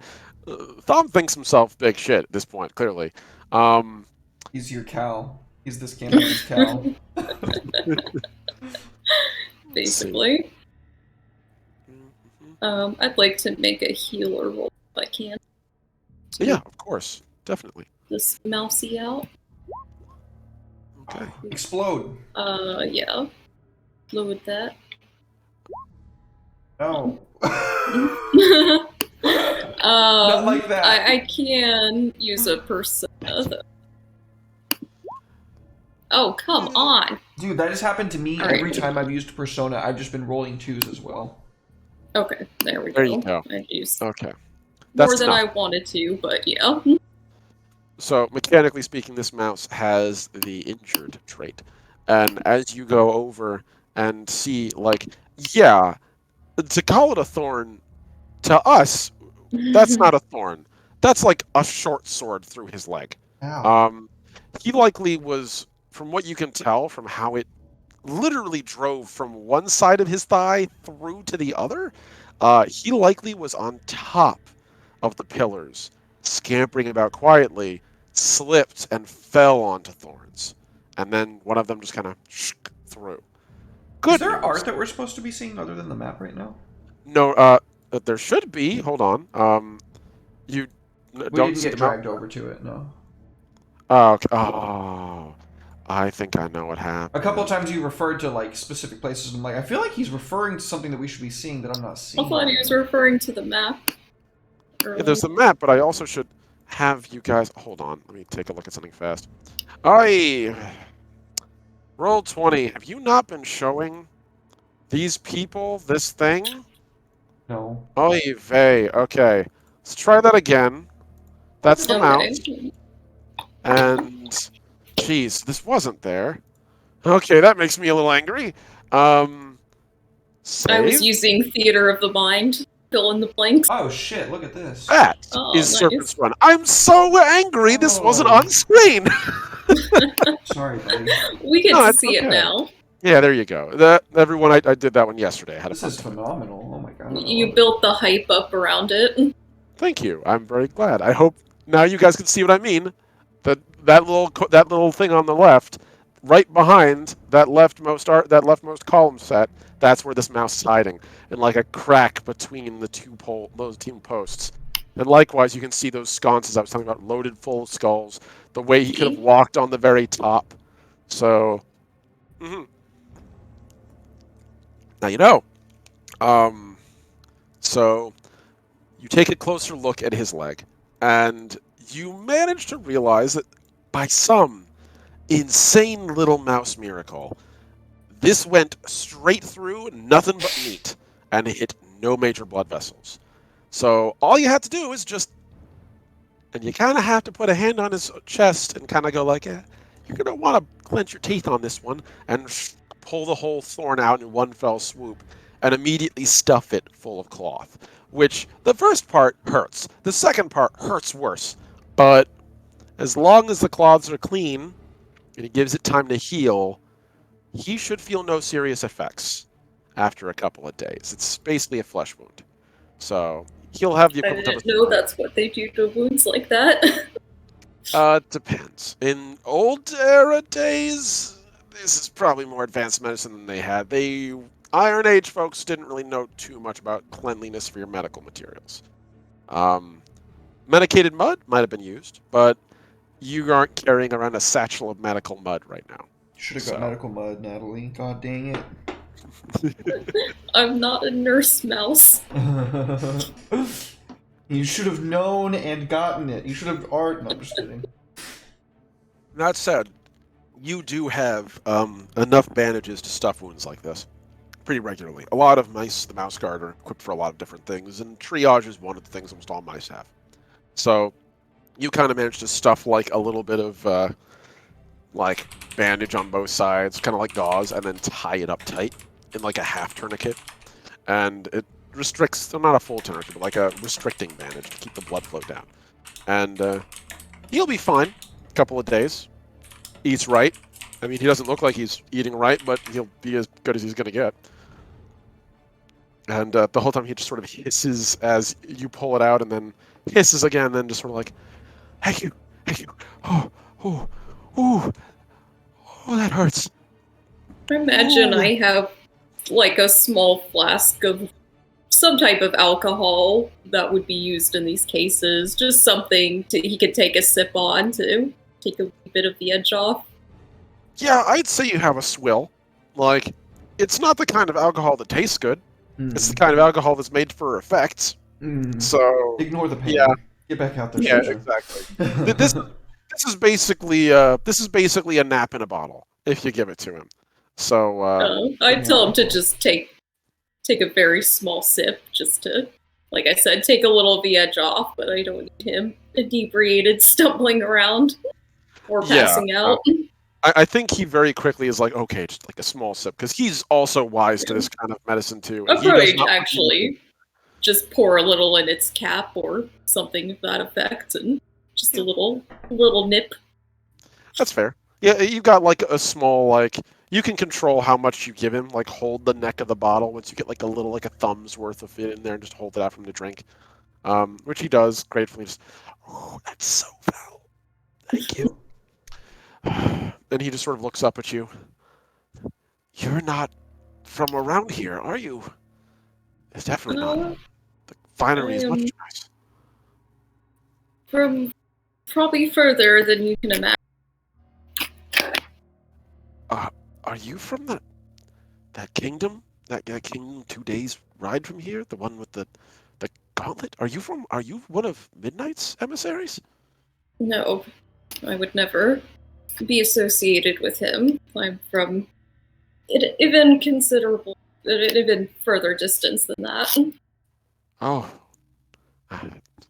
that's a shame. I hoped he'd finally made his way out here and was going to liberate us. But any help is welcome at this point. You want to lay low. They're patrolling out there in the grass, sometimes in the arches. You can't walk on the ground level. You see, they can feel it, smell it. If you walk on top of the stone, enough dirt, enough soil, enough wind, rain comes through, bird guano, they can't make out the distinction. But down here, we're dead. We have to get up. And he turns around and tries to like start climbing up and settle down. We'll get out of the way. He actually, like, as you say settle down, he like gets both his paws up and his other leg, like with the other one like held in, and he hobbles up surprisingly deftly to the top. Like he does this a lot. And he sort of leans down. What do you say? I'm sorry, I didn't catch that. First of all, you should have let us assist. You keep pressure on on the leg. Oh, sorry. First of all, you should have let us assist you because you don't need to be putting that much pressure on your leg. Second of all, I was trying to say I need to let the rest of my party know about this. Rest of your party? There's more of you. Oh. I don't think I'm out here alone, as capable as me and my companion are. The thumb behind you just kind of like tossing his blade between his hands. Like literally, he's really hyping himself up over here. Just like, God, I'll deal with that later. Clearly, your son's ego may or may be getting out of hand. So he kind of looks at the two of you. All right, and just come up here. You can get. I am assuming that way, right? And he points to the front of the ruins where you came from. Up here. And he gestures for you to come up with him. I make Tom go up first. And he's good. Mouse nature includes climbing. Really nice. I guess that's what I need to roll. Yep, it's pretty useful. You can add rocky terrain-wise to it as well, if you so choose. That's good. I forgot how to do the slash roll and then 60s. Yep. Yeah. Oh, I always forget the prompt. Oh no. Well, entertainingly, you had already rolled a 5, which that evens out to a success with your success fail. Actually, no, that is a dead average 0 roll. You don't fail though. You're a mouse, so I'm gonna flip a coin on my end and see whether we should count that as a success or failure. It's enough for you to like accomplish your goal, but you don't do it particularly well. In fairness, you're kind of more armored and dressed than a lot of mice are, and as a result, it is a little bit more inconvenient. It's very useful in like diplomatic settings like this, but in practical field work, it can be a bit of a pain in the ass sometimes. All right, we'll count that as a success. So. Take it. So you manage to sort of scramble up there. It's a little bit uneven. You get the feeling that like the stones are very slippery because of the fog that came through earlier today. So it kind of is like a little.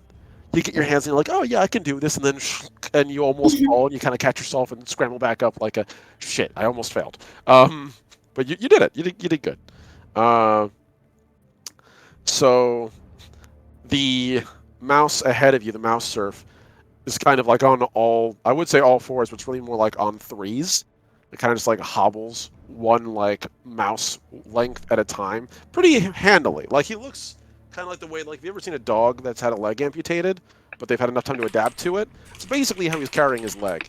He's clearly used to working through discomfort. Alec is such a giga chat. He's just pumping us full of Persona and Fate right now. Dude, Alec, my buddy. Before the mouse gets too far ahead, I'm going to call for him to stop for a moment.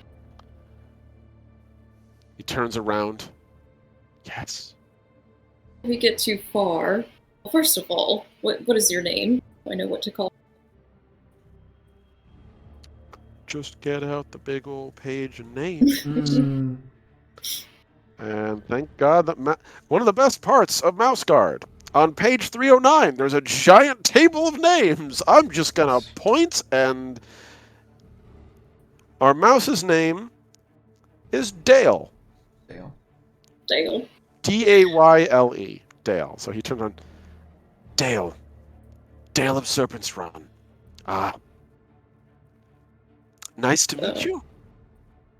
Sayana, and this is Tom, but we can get to the pleasantries at a later time. I need to let you know that you may be surprised and perhaps a bit off-put by some of the members of our party.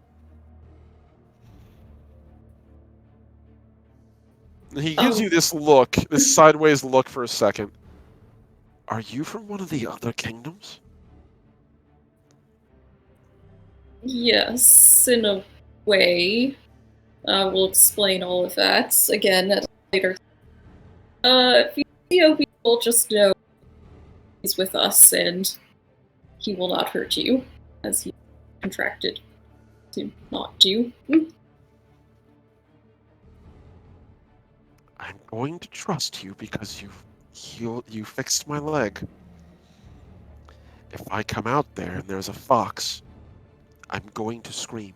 Do I look like the kind of person to serve a fox? I don't serve the weasel. He works for us. Like literally just mouths like weasel quietly. From there, we're going to smash cut over to your perspective, Derek. At this point, you've been waiting for a couple minutes, and a couple of the guards, or the pair of Wolfram like regimental mice, come back out of the brush. Actually, pretty quiet. Apparently, like as they got here, they were kind of loud and not really rowdy, but kind of like that hup hup hup hup hup, kind of like marching more than quietly sneaking. They got the message to shut up, and they almost like a ghost squeeze their way out from between a pair of glass blades. So, my lord, they sort of like awkwardly pause and then realize that Santa's not here. They look up to you. Dukan is no lord. Fine. Captain Weasel. And they, like, literally, he just kind of gives, like, a shrug to his buddy, and they both, like, do a half bow, which is about as much as you've ever gotten out of any of the Wolframites. And they look up to you. Returns it, like, respectfully. They both look at you and relay to you that the structure ahead of you is, again, just like you saw before, a massive curling spiral, almost like either a snake coiled up or a snail on its side. And there are no walls anywhere through this. It's all just archways, made of nothing but archways. From what they tell you, as they snooped around, apparently the structure used to be a lot bigger laterally. It wasn't like a spiral. The spiral was just the center of what this place once was. In the brush, there is hundreds of petrified timbers and worn down like mud brick that indicated that there was a lot of things built out on the side, that this was like a large sprawling marketplace that's slowly made into like smaller suburbs. Probably not as big as Gauntlet, but we're on the way. But all of it's fallen into ruin. The only thing left is the stonework. Um, they did also themselves swear they could see lights. And then, from what they could tell, around the lights were very small figures, probably mice, not snakes, definitely not snakes. They seem like they're all encamped in a very specific section towards the center of the spiral, where the archways sort of come around and around again. He wasn't able to get close enough to get into the arches, but he could see through them because there's no walls, and see that there's many, many torches. And from the sounds of it, some coughing, a little bit of like distant like murmurs. It's clearly a bitterly unpleasant existence out here. That said, they also mentioned that they found a hole along one of those sides, too big for a mouse, clearly meant for a snake. Did it seem like it was an auxiliary or like a main entrance? Could be a secondary. They suspect that there's a bigger one, probably more well defended. Likely from the way the mice are all spread out, probably in the middle of the mouse hole. That's likely where they're kept. They also report an alarming number of bodies. It appears that where the ruins are is where they dispose of their dead. And from what you can tell from the descriptions, some of the dead die naturally, many of them don't. And unfortunately, well, they bury what's left. So, hence where all the skulls seem to be coming from. It appears to be one of the only ways they can venerate their ancestors. There's not enough room for the full body, but they can take the heads. So, yeah. At least their spirits may touch the sky. Saints curse this place, it's a mess. What's that up there? Like, they literally like look up and, Sayana, make your entrance. Everyone, get up. Here. Apparently it's safer.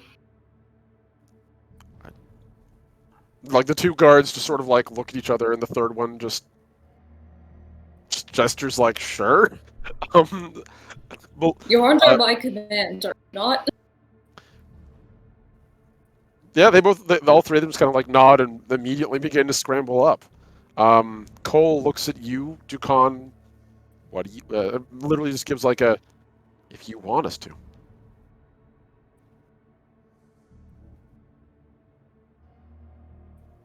Do these pillars run parallel to where you found? Aye, my lord.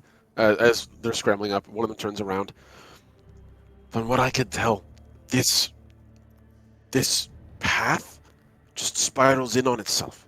We follow it, it'll take us anywhere in this place. Then up go. So, I'm not going to make the Wolframites make a roll. They've proven they're capable of doing mousy stuff. You, on the other hand, Dukan, I want to roll. I don't know what to roll. Let's see. Do weasels have climbing inherent in their bodies? Probably not. Most aggressive, gloating, clever burrow stealer. No. So I'm going to say I want, knowing your skill set and what you're capable of and looking at your stat sheet, because I don't know it all off the top of my head. I'm not that perfect. Really like it for just to please give me the stats. Please give me the stats. There we go. Thank you. I'm going to say give me a scout roll for this. Only scout roll. That is a success. Yay. You are big. Bigger than any mouse you've ever seen. And scrambling up onto these thankfully, as possible because these structures are big even for mice. So you basically, though, are double wide, and thus you can only really go one direction without going to one of the little cross sections of these archways, at which point you can then turn around. So your long noodly body has given you access, but denied you comfort up here. That's fair. I'm a slinky. Yeah, pretty much, yes. And as you clamber up, you can see Dale, this little peasant mouse, with clearly a bandaged leg. Like, the second that you come up, immediately goes, and then clamps his hands over his mouth, like, not a fox, not a fox, not a fox, not a fox. Told you. Where's his mask? I've only ever seen them with masks. Dukan He's- wears no mask. I like Told you. snarl when he says that. We're not from Knight's Realm. Sorry, I thought it was your custom. I didn't know it was offensive. All right. Worry about offending him. I mean, I kind of have to. Look at the size of him. If he was Dukan going will to not eat you. That's funny. I was about to say Dukan will not eat the small mouse thing. I love that both of you were like waving your hands like, I will not, he will not eat you at the same time. If he was going to eat you, done it all. Oh, how comforting. All right. So, what can I do for you? get me close.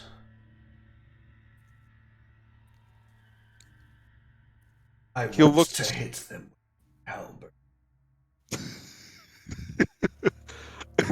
And now I have an image of a weasel in a Layman Rust tank with a sword. I'm got the reference. Yeah, dude, one of the best Warhammer memes. One of my favorites. Good choice. Yeah, no. So you can see that. You can see that the mouse looks at all of you, and then up at Dukan, up at you. It's just this look of like incredulity. It just sort of leans back. Okay. I'll be honest. I can sneak away by myself to get like some roots to chew on so that me and my pups and my family can eat in the middle of the night alone with no armor or clothing or then he points at your halberd that to weigh me down. The serpents can't smell you up here, but they can hear you. They will certainly see you. And he, again, points at you. Like, and he's not doing it, like, accusatorily. He's doing it like in a, how the fuck are you supposed to hide, you semi-truck of a creature? He genuinely can't believe that you can sneak that well. Just, okay. Dukan has been slaying their kind since you were. There are auxiliary holes. Take me to the one my friends found. Go where they slither. Okay. I'll make you a deal.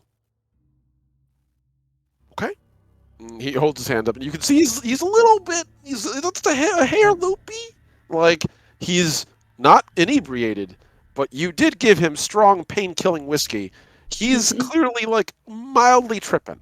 So, he's a little over-exaggerated, especially from, like, the silent, fearful mouse you just met a couple minutes ago. It's clearly just, he's riding high. I'll make you a deal. I'll head back to where they keep us. If there is a auxiliary tunnel or side entrance, it would be off the arches. So we're gonna pass it. I'll lead you on a safe path back, but you have to let me go first. You have to stay as far back as you can until I'm off the wall. Because if they catch me, they will eat me. and then they will eat 3 of my pups and leave only 1. And they won't leave the mother. So, I'll show you how to get back, which path to take, but you stay back, because if you get caught, I don't want to get caught with you. Okay? We Good deal? won't allow that to happen. Sorry. Fear not, littles. We have come. If I had $1 for every time I heard that, fine. He begins to sort of scramble forward, and when he's about, like, I want to say 10 feet away from where you guys are, you can see him stand on his haunches and just kind of like on his one leg, sort of like wave to follow. And the way he's walking, you can see he's intentionally going across some arches and ignoring others, hopping over some points where the stonework has fallen and decrepit, avoiding some of these places. You can see one part especially, he points at just like a, don't fall here, and you can see below, there's a small thorn bush splattered with blood. Where he fell earlier. I'm going to need all of you to make scouting rolls or mouse nature rolls. Your call. You can add snake-wise to this. Yay! I will allow you to add rocky terrain-wise to this as well because you're literally on stone architecture. And it is pretty jagged, so I will count that as rocky terrain. You said it's a scout roll as well. A scout roll or a nature roll, whichever one you feel more confident making. At least for a mouse. For the weasel, it has to be a scout roll. Oh, thank you, Vaughn. Fate and Persona, one for each of us. Points. One of those persona. Yep. I know I've gotten a few. Ugh. You're currently failing the roll. Okay. That's a success. Explode. If you turn fate, yeah, that's another success. You succeed. Alright. Good enough. Good use. Thank you, Bond. You roll. Yes, thank you, Bond. Lean over and high five. Hell yeah. So, as you guys go forward, Dukan, you manage to pretty much comfortably stay on top and sneak quietly. The other mice, I'm not going to specifically mention. They do a pretty good job of being pretty quiet. Sienna, for you, the big moment is when you get to a particular part of the stonework.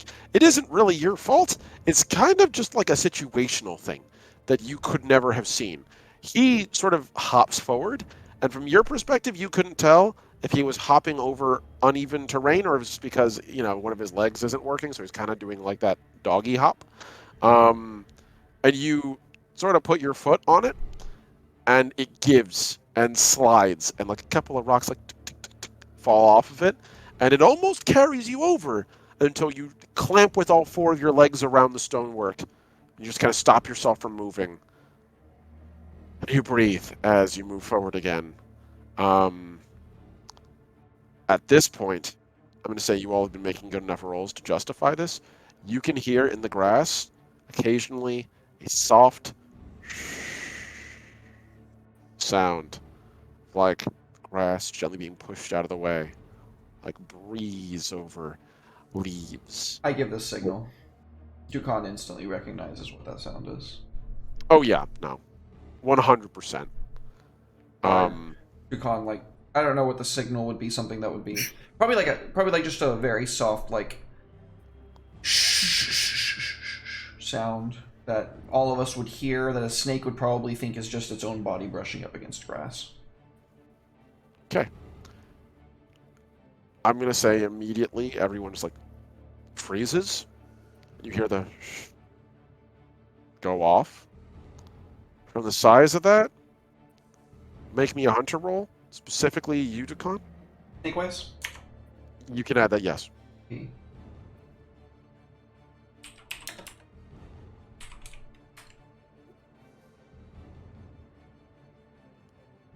That's a mixed roll, but not a bad one.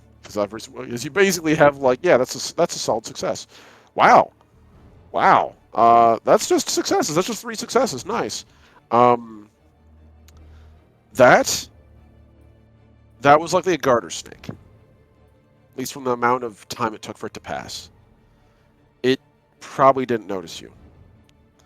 Um, eventually, you can see ahead of you that Dale gets towards this area where there's some warm orange glowing lights.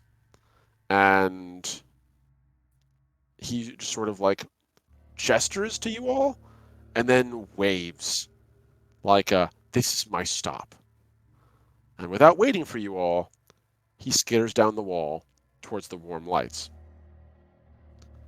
And hear like a very soft kind of murmuring from the mice. And some of your scouts nearby lean off the stonework and sort of like gesture to the hole in the ground off to the right to you, Jacon, like, that's what we saw. Like, quietly pointing. Come, sire. Hunt. It's as if that's what we're doing. Yeah, I'm gonna go ahead and scamper down the wall and make my way on over to the hole. Okay. Are you doing so quietly or loudly? As quietly as I can. Make me a scout roll. Nice. Very nice. Nice. That's gonna take my scout over to 4. Actually, you didn't succeed yet. Oh no. Roll off. Shit. Roll off? Roll off. Oh fuck. You can roll it again. Just roll the whole pool again. I'm gonna explode. Okay. Damn it. Mid roll. Okay. So, as you slink down the stonework, you hear behind you a soft, sibilant, someone's far from home. What are you doing here, rodent? And as you turn your head to look, there's a small green snake along the base of one of the stones. Not the kind that normally hunts, definitely not the kind that hunts weasels. Normally not the kind that hunts mice. They normally eat insects. I very slowly, kind of like a shark that just noticed a bleeding fish, turn to the snake, and under my breath, I mutter, Jacon is Mustilladay. and I bring out my halberd. Oh, Omni dropped. Where'd Omni go? Ooh. Oh no. Did say they were having Yeah. power might have temporarily gone out.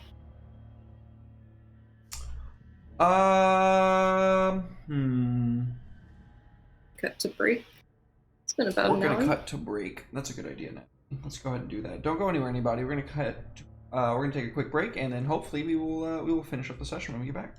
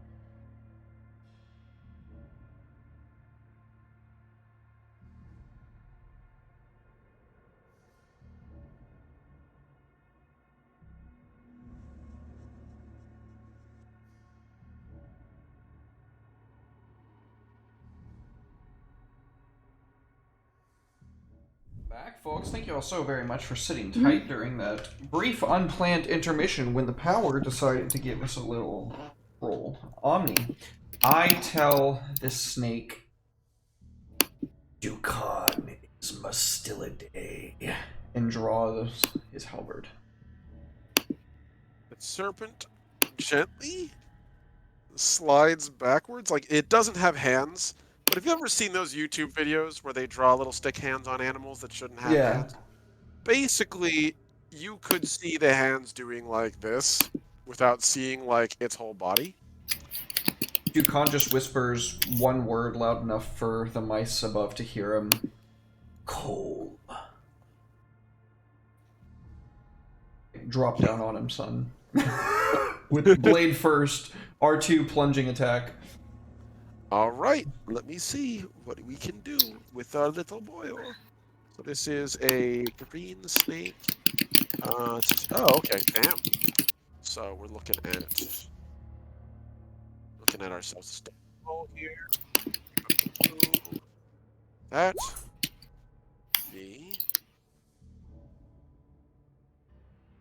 That. All right. So, the serpent, as it's slowly inching away. Cole. What would a rock have to do with that?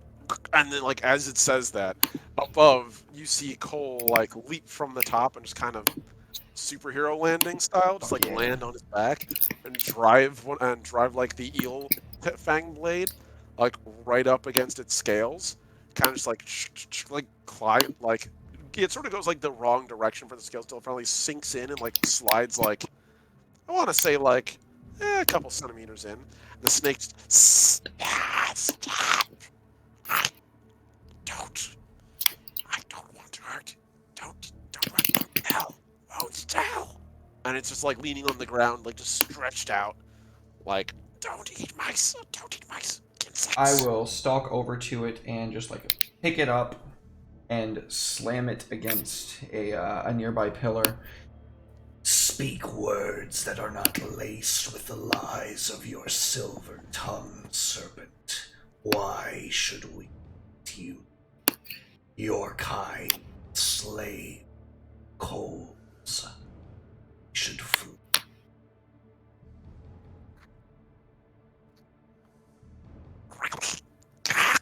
And it just like kind of like slithering for a second, like brings its little tail up, kind of like surprise enough space for air to get through.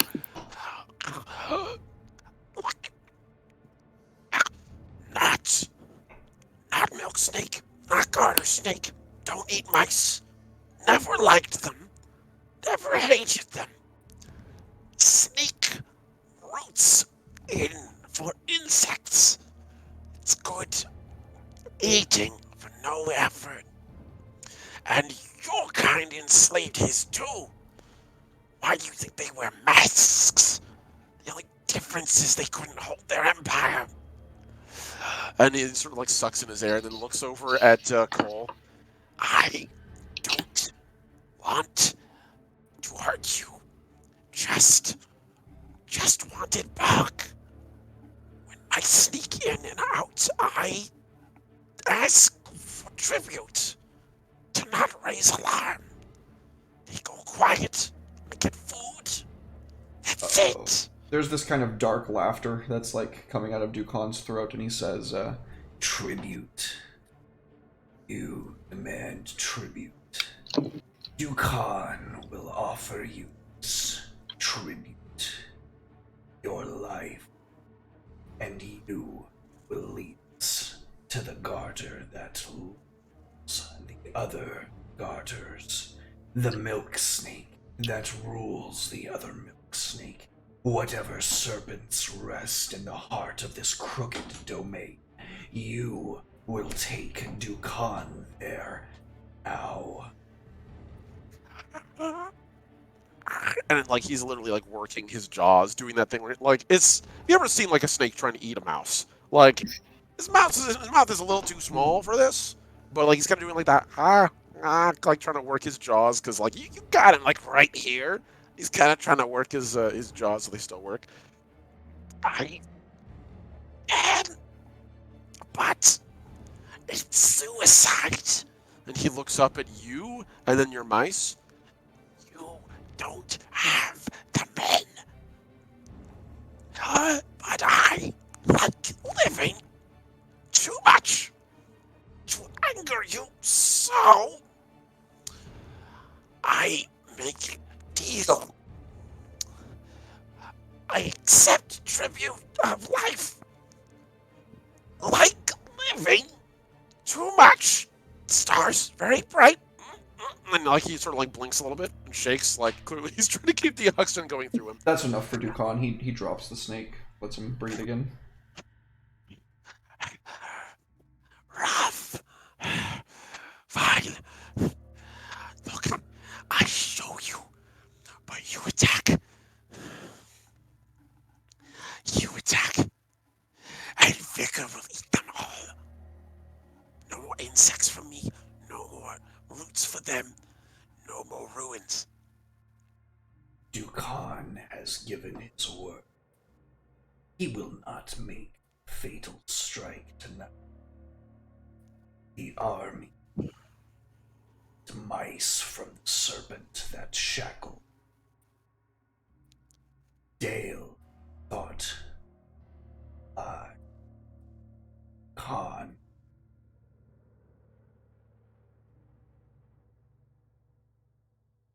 Dale. Say that. Am I nearby? I mean, yeah. You're like literally above them. You are close enough to whisper. Whispered down, probably almost directly. Don't go around saying his. I'm trying to keep profile low. Fear not, Scion. Green Snake will accompany us back to Queen's when we'll tell all. Snake. Green Snake may be lying. Green Snake may betray us. Green Snake. No, would not dare. Definitely would not dare. Too big, too sharp, too many teeth.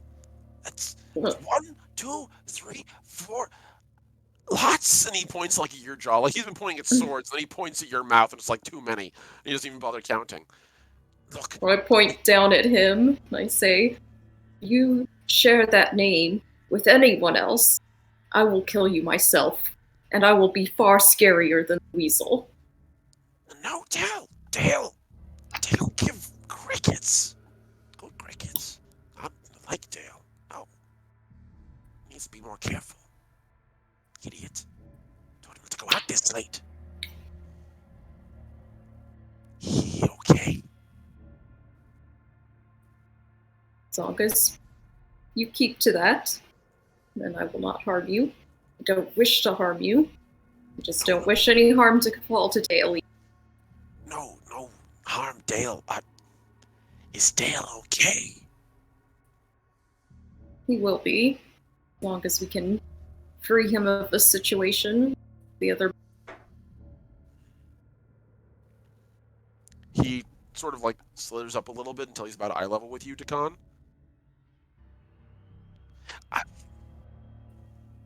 But, and he points his tail up at you. In exchange, my life, life of my kin, green snakes, subordinate. They eat mice, they eat us. No love, vigor. This vigor.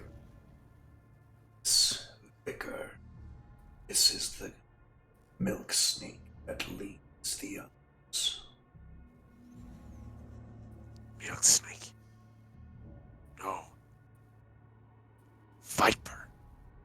Oh shit. Dukon's eyes narrow when he says that. Yeah, you guys aren't in, you're not in Kansas anymore. For the most part, your knowledge is accurate. The second he says that, immediately, you're like, suddenly it makes sense. Some of those tracks are really big, even for milk snakes. You're wearing a rattlesnake on your head. Vipers are even this, worse than rattlesnakes. this is bigger and more venomous and faster. Rattlesnakes, they alert people to their presence because they'd rather not engage. Yep. Their threat display is their weapon. Vipers absolutely will not let you know before they murder you stone cold dead. Yep. Yeah. He looks up at you. Viper, bigger, sharper teeth, more poison. Bite green snake once. Snake caught letting mice out. Course we do. Not allowed to scavenge. Must guard while they sleep. Gorged. Fat. But mighty. Many. So we do. Bit friend. Died. Buried him. No love for Vicar. I'll show you. But you let Green Snake live. Does your family take tribute? Symbiosis. You can explain to Mouse Queen. In time, your family is of no concern to Dukan. Fair. Can't leave tonight. They'll know I'm gone. But tomorrow, meet you at gate. Show you tonight, I will. Follow. And he starts, like, slowly lowering himself down and just starts, like, slowly snaking in along the side towards the grass. You can see his little tail, like, sort of curl up at the end and sort of, like, do, like, a come here gesture as he does. Wolframites, guard exit. Last thing we need is hostile extrication.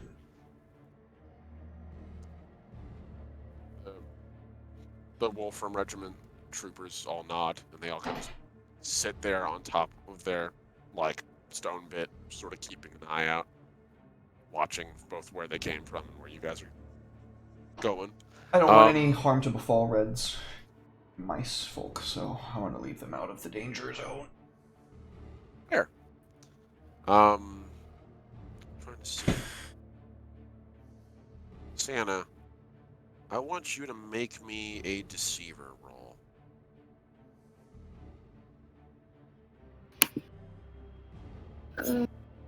What I have. You have one rank in it. Of course I do. Not much of a liar. Better training. Most have no training. Nice. But I'm decent when I need. So, that is a success. Under normal circumstances, many snakes are not as trustworthy. However, the Mouse Guard, historically, have not had any grievance with green snakes. For the most part, green snakes hunt insects, and for the most part, they have no qualms with mouse kind. The biggest beef you might ever have with a green snake in the mouse territories is that they occasionally like to warm up to fires that mice set, and so sometimes a mouse will wake up in the middle of the night, see a green snake around their fire, coiled up to keep them, keep themselves warm while the mice are all getting cold. And it'll give the mice a good start before they realize it's not a viper or a, milk snake or even like a standard like garter snake. And then they'll just sort of like shoo it off, it'll do its thing. From what you can tell, this tracks. The green snakes probably didn't instigate this. They probably profit off of it a little bit, but from your description or what he said, they probably are often victimized themselves. They're barely in the same ballpark as their bigger cousins, who will frequently eat them. I'm going to also say that you would know that at least as far as green snakes go, they will sometimes tell half-truths, but very rarely do they outright lie. That's more the purview of garter snakes. Assuming a garter snake can be convinced to speak to food, which it would view you as.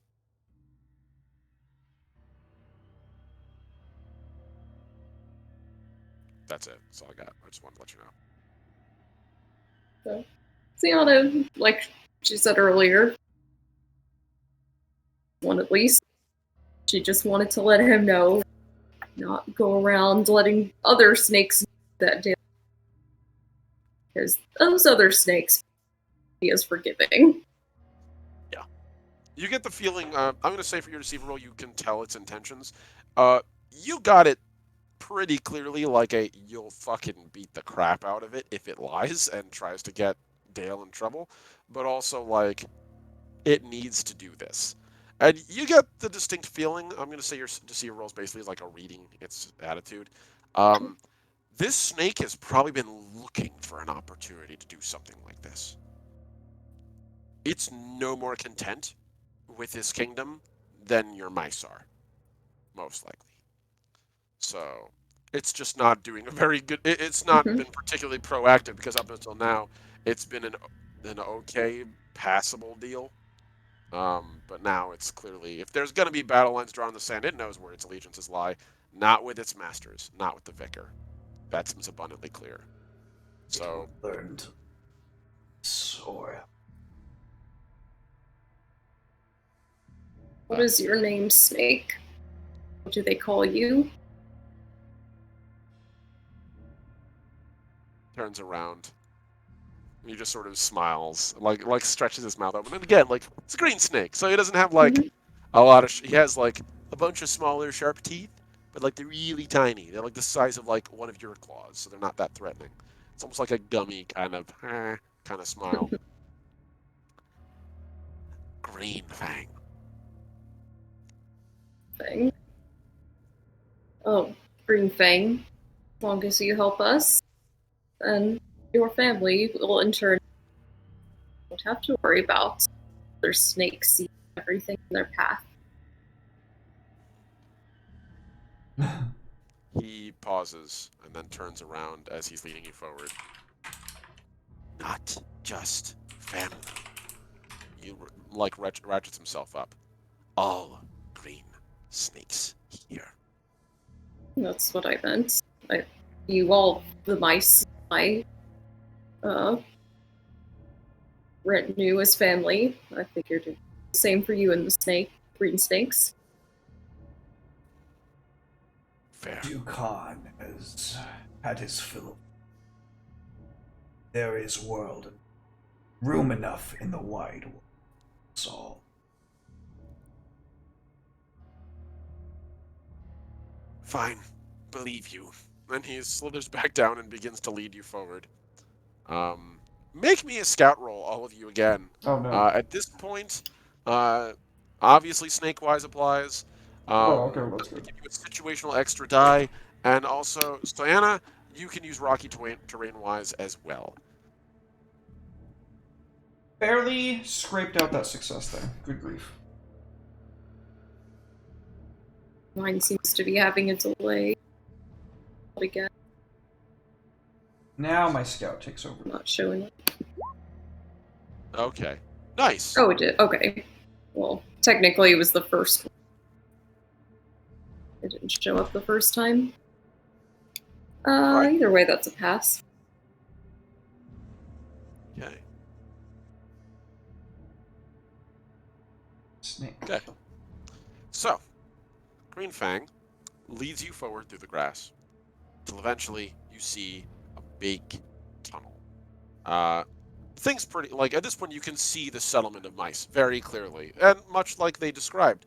It's basically just a bunch of tents and tarps surrounded by torches. There appears to be like a larger couple of set of fires, and a large shuddering mass in the middle of that, like, encampment. And as you get closer, you can spot that it is a large milk snake drawn up into a coil, comfortably resting its head and basking in the warmth of multiple flames around it, while the mice around it are both camping themselves for the evening, and also basically lavishing comfort onto this serpent. Like, occasionally a mouse will walk up and, like, offer a cricket, and the serpent will be like, "Snow," and just, like, rest there. Others will come and, like, gently massage its scales, or, like, pour oil on it. It seems like it's literally, it's like it's getting it's like a day at the sauna for this thing. You get the feeling it's half jailer, half, like, I guess, reveler would be the term for this. Whereas the tunnel you can see ahead of you, as he gets you closer, and he points very clearly to it, and turns around, lead you deep, not too far. Vicar has nest right through here. Tunnels go out in all directions, but straight down leads to the vicar's chamber, close to the surface, comes out in the middle. He likes to be close to his food source. And with that, he points his tail at the giant throng of mice around the big serpent in the middle, who's obviously not the vicar. It's not a viper. It's a different kind of snake. But clearly he's keeping an eye on the vicar's food source, which tells you he's probably a trusted lieutenant, if not, like, family. Cousins, distant removed. Eventually, you hear this loud sound coming from below the ground, and you see Green Fang just, like, slink backwards a little bit and give you both a look, and just like a "shut up" kind of gesture with its tail. And at this, I'm going to assume, like, you're a couple feet back. Oh yeah, no, I'm staying. It was the plan. Anything that we came across, he was going to deal with. So yeah, I'm definitely like staying behind pillars at every approach. Okay. I assume, Santa, that's the same for you? Oh, yeah. Okay. That's what I thought. And I've got Tom behind me. Okay. Cole is likewise behind you, Dukan. So, yeah, no, you guys are a little further back. And as you hear this sound, you feel the earth below you just kind of, like, rattle a little bit. Slowly peeking its head out of this tunnel, you see a large milk snake stretch its head out and wiggle a little bit as it sort of warms itself in a nearby torch, and turns and slowly puts its eyes on Green Fang.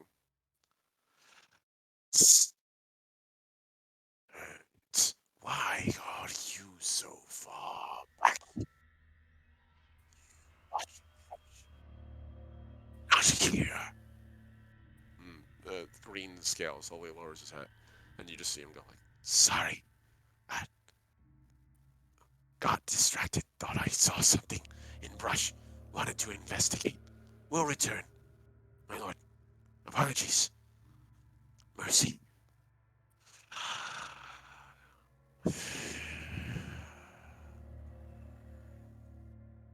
Yes, mercy. Fine. This time.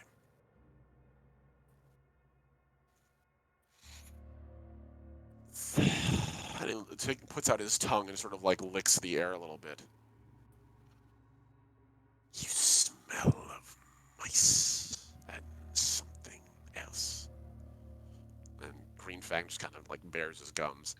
I guard mice. Of course I smell like them. I slithered through something here. Gross. Foul. Wet. Furry. Squirrel, maybe. Leave your messes around. Sometimes hard to see in the dark. And slowly the snake, like, stretches out, and you can see the distinction in size. The garden snake's like barely like 1.5 foot long. This thing's like 3.5 feet at least, from what you see of it. And it's not even fully out of the tube. It's just like cranes up and over him and leans down, almost like an arrow pointing at him. Lie to me, would you, Green Fang? trade the mice for crickets. Mercy, we all do. Yes, I know. If I didn't need your eyes. And he like spits this jet of what appears to be, at first glance, spit, but you can see it like splashes on Green Fang's face, and there's like a soft hissing, and he kind of just like recoils and wraps his face against the grass. Alright. Diligence. Diligence. Promise. Yes. Good. Remember it. My mercy today. Or Vicar finds out. Tribute tomorrow. Leave here. Small. Beetles. Headless. Don't want them struggling. And you just hear this shh as it retracts back in backwards. And you can just hear Green Fang, yes, of course. As it just disappears back under. And slowly Green Fang slides backwards. Green Fang rolled a critical failure on his stealth roll. Poor buddy. Yeah. He slowly returns back to you guys. And you can see this, like, splash on his scales. And where his scales were, like green-blue, kind of like a little bit, like, off green-blue. Now, where that hit is, like, bright pink and agitated. That... Can I Go ahead. roll a healer to put some ointment or something on scales? Yeah, you can go ahead. Little guy's helping us after all. Nice. Good job. Very nice. That's solid. What do green snakes eat during winter? Probably burrowing insects, worms, stuff like that. Maybe even beetles. So... Oh. Do they? Interesting. I don't know enough about snakes. I know my buddy Ted had a snake, but he got sick. That's... He passed on to Slithery heaven. Aw, poor baby. Slytherin in smoother places. That's fair. Well, the temperature here is still inclement enough where it's not particularly, like, super cold yet, so they might still be eating occasionally. They're not quite at, like, that point yet. But you can tell they're getting ready for winter. So, yeah, no, it leans into the ointment. What you have is, like, basically kind of like a aloe-treated water. You can't really use just aloe. Like, it's so thick that a mouse wouldn't be able to spread it. But if you dilute it a lot, it'll work. And you kind of just, like, splash a little bit over its face and just sort of leans into it. Ah. Better. Thank you. Turns back over to you, Dukan. What was the Leave me name now. of that snake? Duke. They don't have names. Not for us. Only titles. That was a Duke. Duke. Dukan will deliver this Duke to you. Green. Khan. Bullies. And the serpent looks up at you and kind of nods. I've shown you all I can. Must return. Have done what? We will honor our accord. He nods. Good. Be silent. Swift. Tomorrow. Dawn. The gate. Bring an army. Or die. And slowly, like, slithers back towards where you found him the first time and back into the actual, like, archways. And you suddenly come to a very stunning realization from the way that he moves across the stonework. He's probably, like, rubbing himself around it, and you realize all the snakes have been. It's why they left the arches. They gives them more mobility. Hmm. And then you realize the arches have been worn away in a By the very particular snakes. pattern. You agree? Yeah. And it looks like possibly the way that like there's sort of a dirt divot in the ground. You thought it was because mice and snakes use it a lot. It's because a big snake sets the biggest divot. That's probably the vicar. It's so big, these archways probably are just big enough to fit it. This gives Dukan.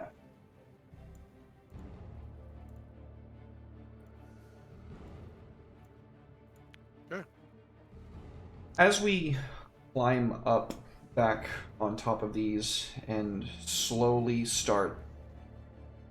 Well, the group slowly starts making its way back out the spiral. I tell Sayana, You and Wolframites, go ahead. Colon, do what we came. and I want us to make our way into the center of the spiral where I feel like, geometrically speaking, my plan might have best, or at least the biggest, impact. And I would like to light my phosphorus torch. I want to take out their mobility. Oh. Oh, you want to shoot? You want to drop a cannonball on them? Shoot straight through it. Okay. Okay. You can do that if you want. So, the phosphorus burns orange. And with all the light around, the serpents seem to be relatively quiet. It might not notice the lighting of even this bright a torch. If you do it right. And that's assuming there's no other serpent guards nearby. Cole, do you remember what it said at the beginning of this mission? There is a time for fighting, and there is a time for hiding. As I get ready to strike the torch, This is the time. Hide. I just strike that shit and dive off, like as best as a position as I can give it, and just get ready to fucking get as clear as possible from. I know it might take them a minute or two to get the angle lined up, but I don't want to be anywhere near here when the fucking pillars come tumbling down. That's very fair. So you, as you're running, so you're going to the center of the spiral for this. Mm-hmm. I'm going to inform you, give you, because I want to make sure that you understand the geometry and the structure of this place. Do this to the center. This is where the mice are too. The big central spoke is where that that giant snake is, and where the mice are venerating it. And from what you can tell, it is all of their encampment. Pour it out. It is. I'm giving you the knowledge of this in advance. You would know this. I'm communicating this to you because I want to make sure you know what you're about to unleash.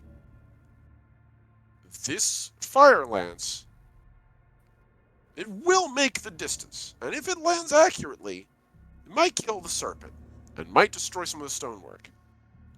But there might be mice casualties.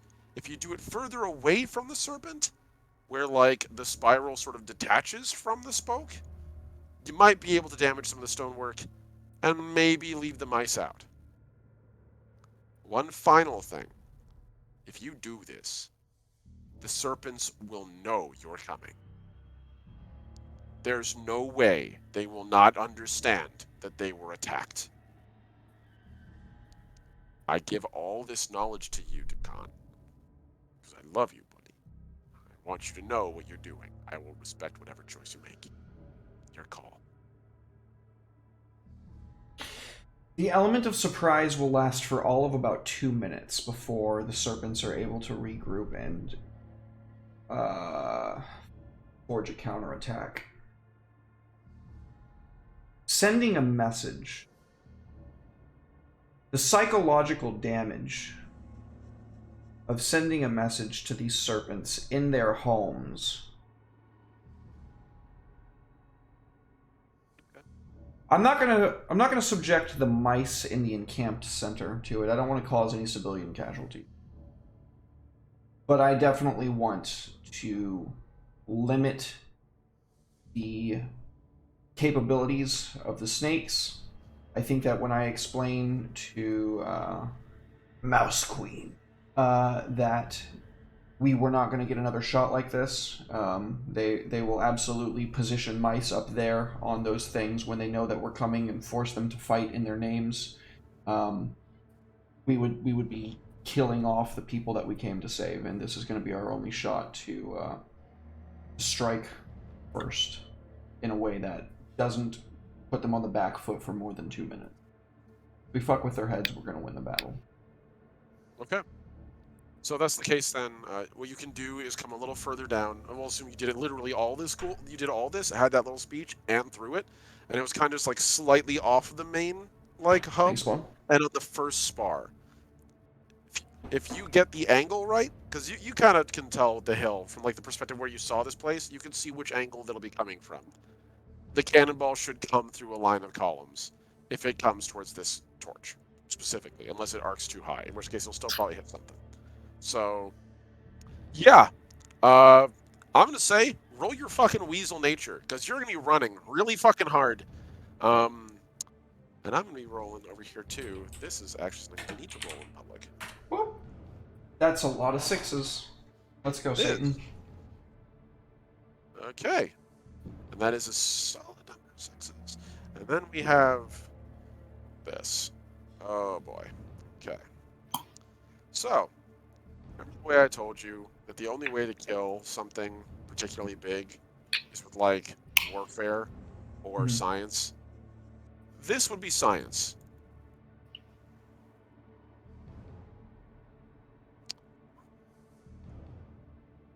Unbelievably poor roll. 2, 3, 4, 5, How could you let this happen?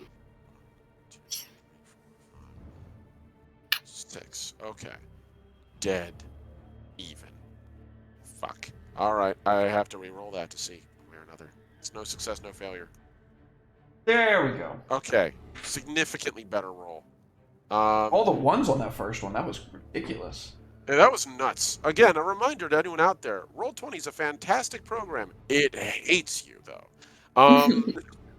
It wants you to fail.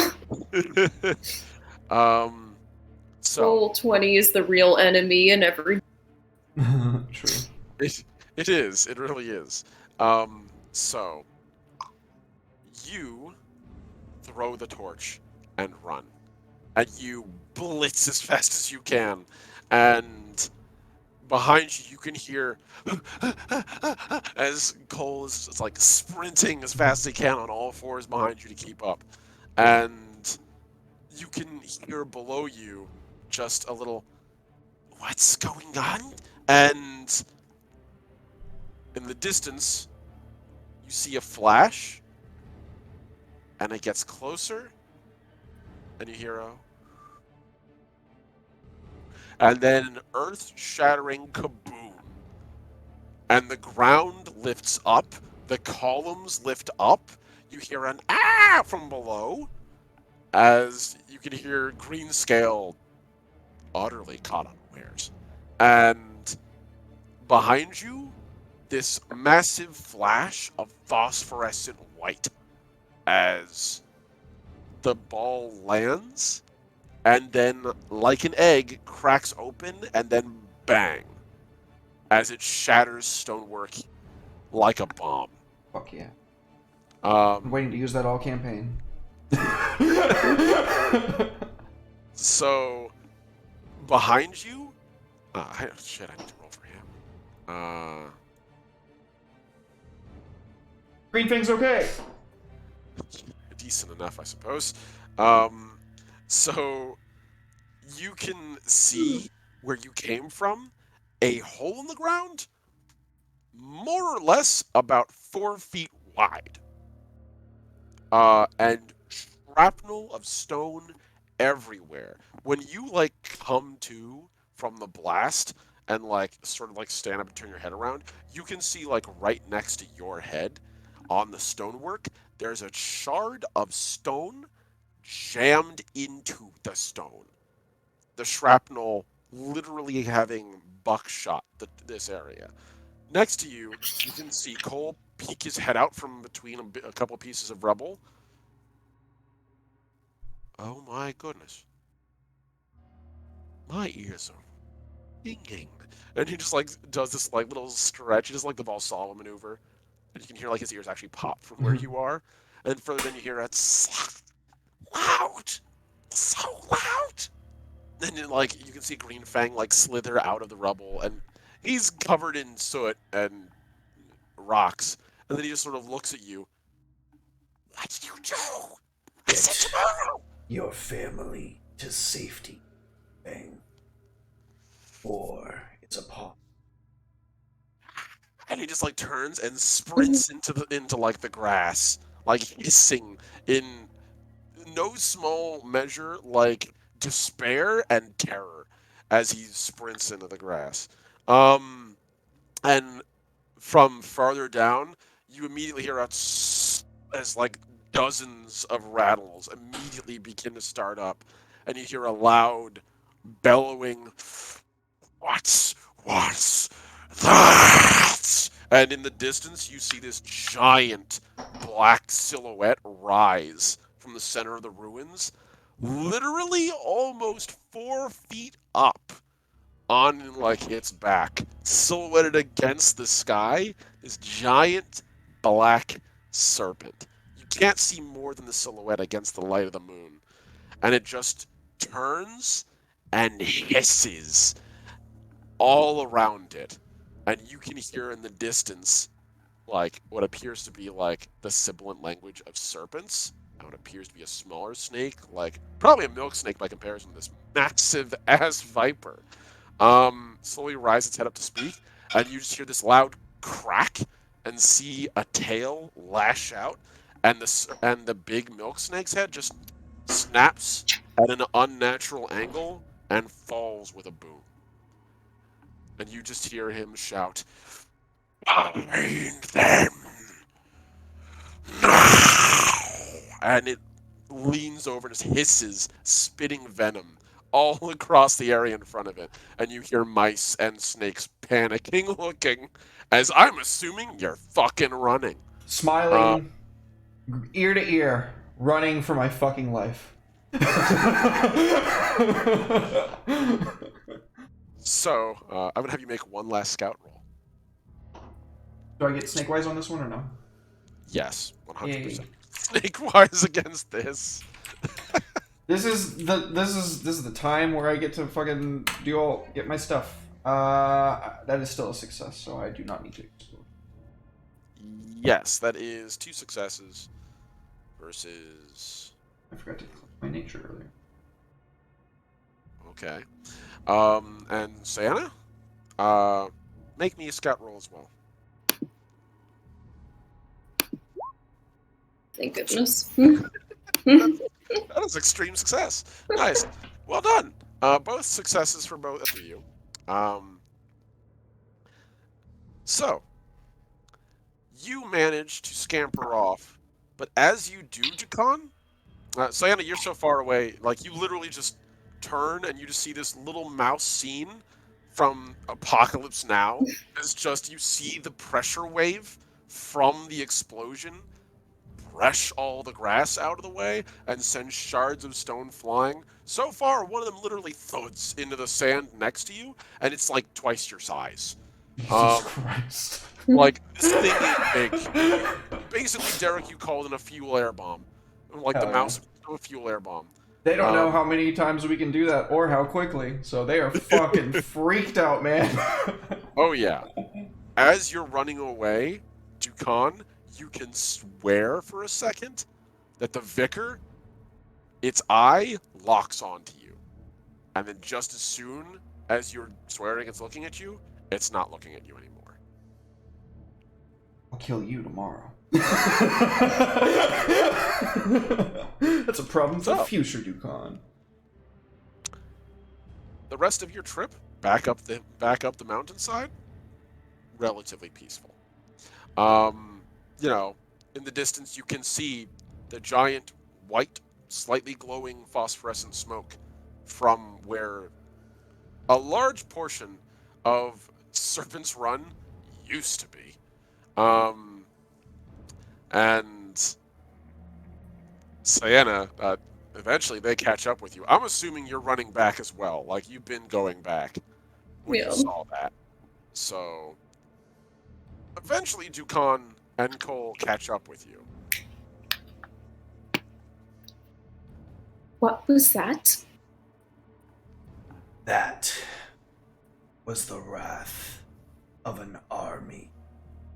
The voice of the enslaved. Spare me the frivolities and the wordsmithing. What was that? We didn't discuss that.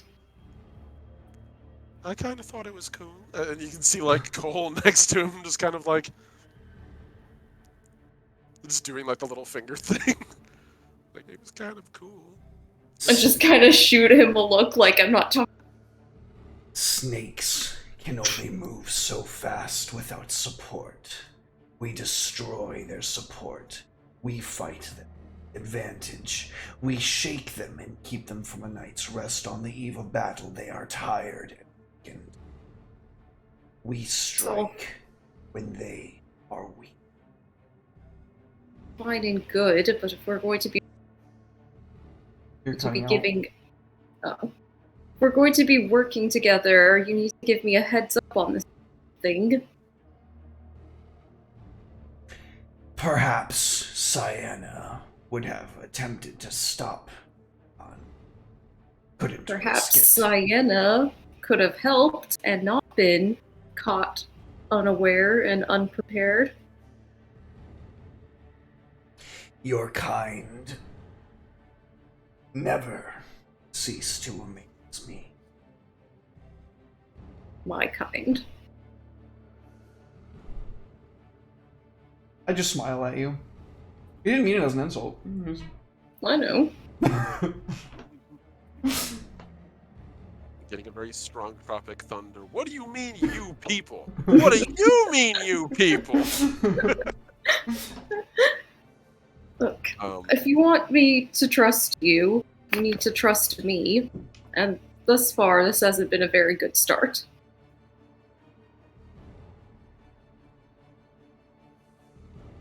We survived.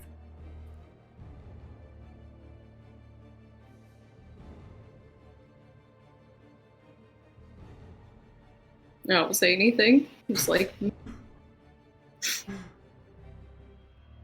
It is best. What's that?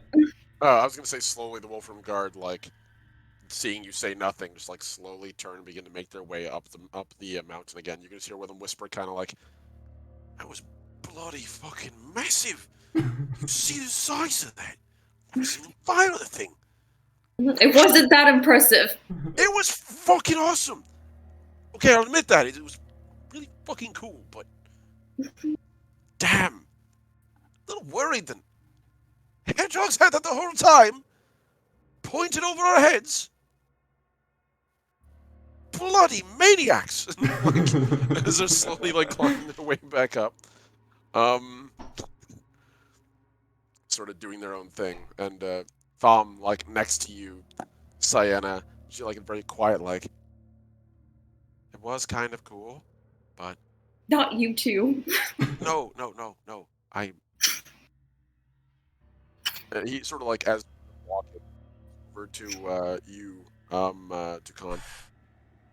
Were any of the mice hurt? That looked really big. No. Why slay what we come to save? Let's just terrify them. One can live with fear. For a time. It was not there. Yukon wished to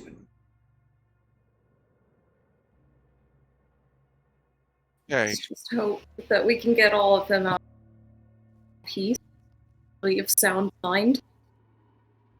Yukon kind of stops at that for, like, kind of like just dead in his tracks. Like, slowly looks up at Sayana and, like, That was never an option. War is messy, Sayana. Mice will die. I imagine even weasels will die before all is said and done, and we have a place where we might call home. Be prepared to make the sacrifices the war will take when you do expect. I don't need you to weasel explain to me. Thank you very much.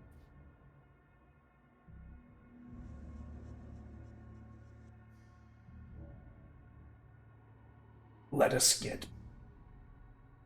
I believe I have some explaining to the Mouse Queen. Indeed. We're gonna jump cut to you explaining to an incredibly pissed off, like phenomenally pissed off Gwendolyn. Normally, she's very distinguished. Very, very distinguished. She's the sort of character who often is willing to, speak softly and carry a big fuck off halberd, which she possesses. In this instance, she has been spitting curses louder than Modi ever has. As she turns to you and points her halberd at you, Dukan. I gave that torch to you as a last resort, not a strategic first strike. It takes hours to move the tortoises. Hours, Dukan. And behind you, you can hear like as like you can hear the ratcheting sound as the Invicta begins to rattle to life, and like you can hear they pulled like all the oilcloth stuffing from around the pipes and things. Like they are full on rattling like the thing to life to move quickly. And behind you can hear the of like dozens of tortoises stretching and shaking, and even the odd clanking as mice running alongside them are dragging plates of armor to affix over their like exposed fronts and heads. Specifically like the head and their forearms, their forelegs. And Gwendolyn turns to you. We will get there. Maybe, hopefully, by dawn. Assuming their outriders aren't on us. You did it to slow them down in their own home, and now we have to race to fight them on their terms, on their turf at dawn. Not day, dawn.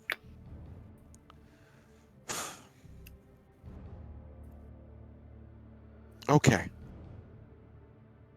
I'm going to trust you, Dukan, Venombane. But hear me this. She points the spear, and she points the halberd at you again. Try something like that again, without my explicit say-so. And I won't have to wait to get to the gates of Serpent's Run to take ahead. Are we clear? You can't understand. Queen. I just want to say Cyanna's standing off the. You're cutting out again, baby. Oh, I said Sienna's standing to the side, watching like a child who tattled to their parents and is now watching the parent berate their sibling. I love that. That's great. So this glee in your eyes.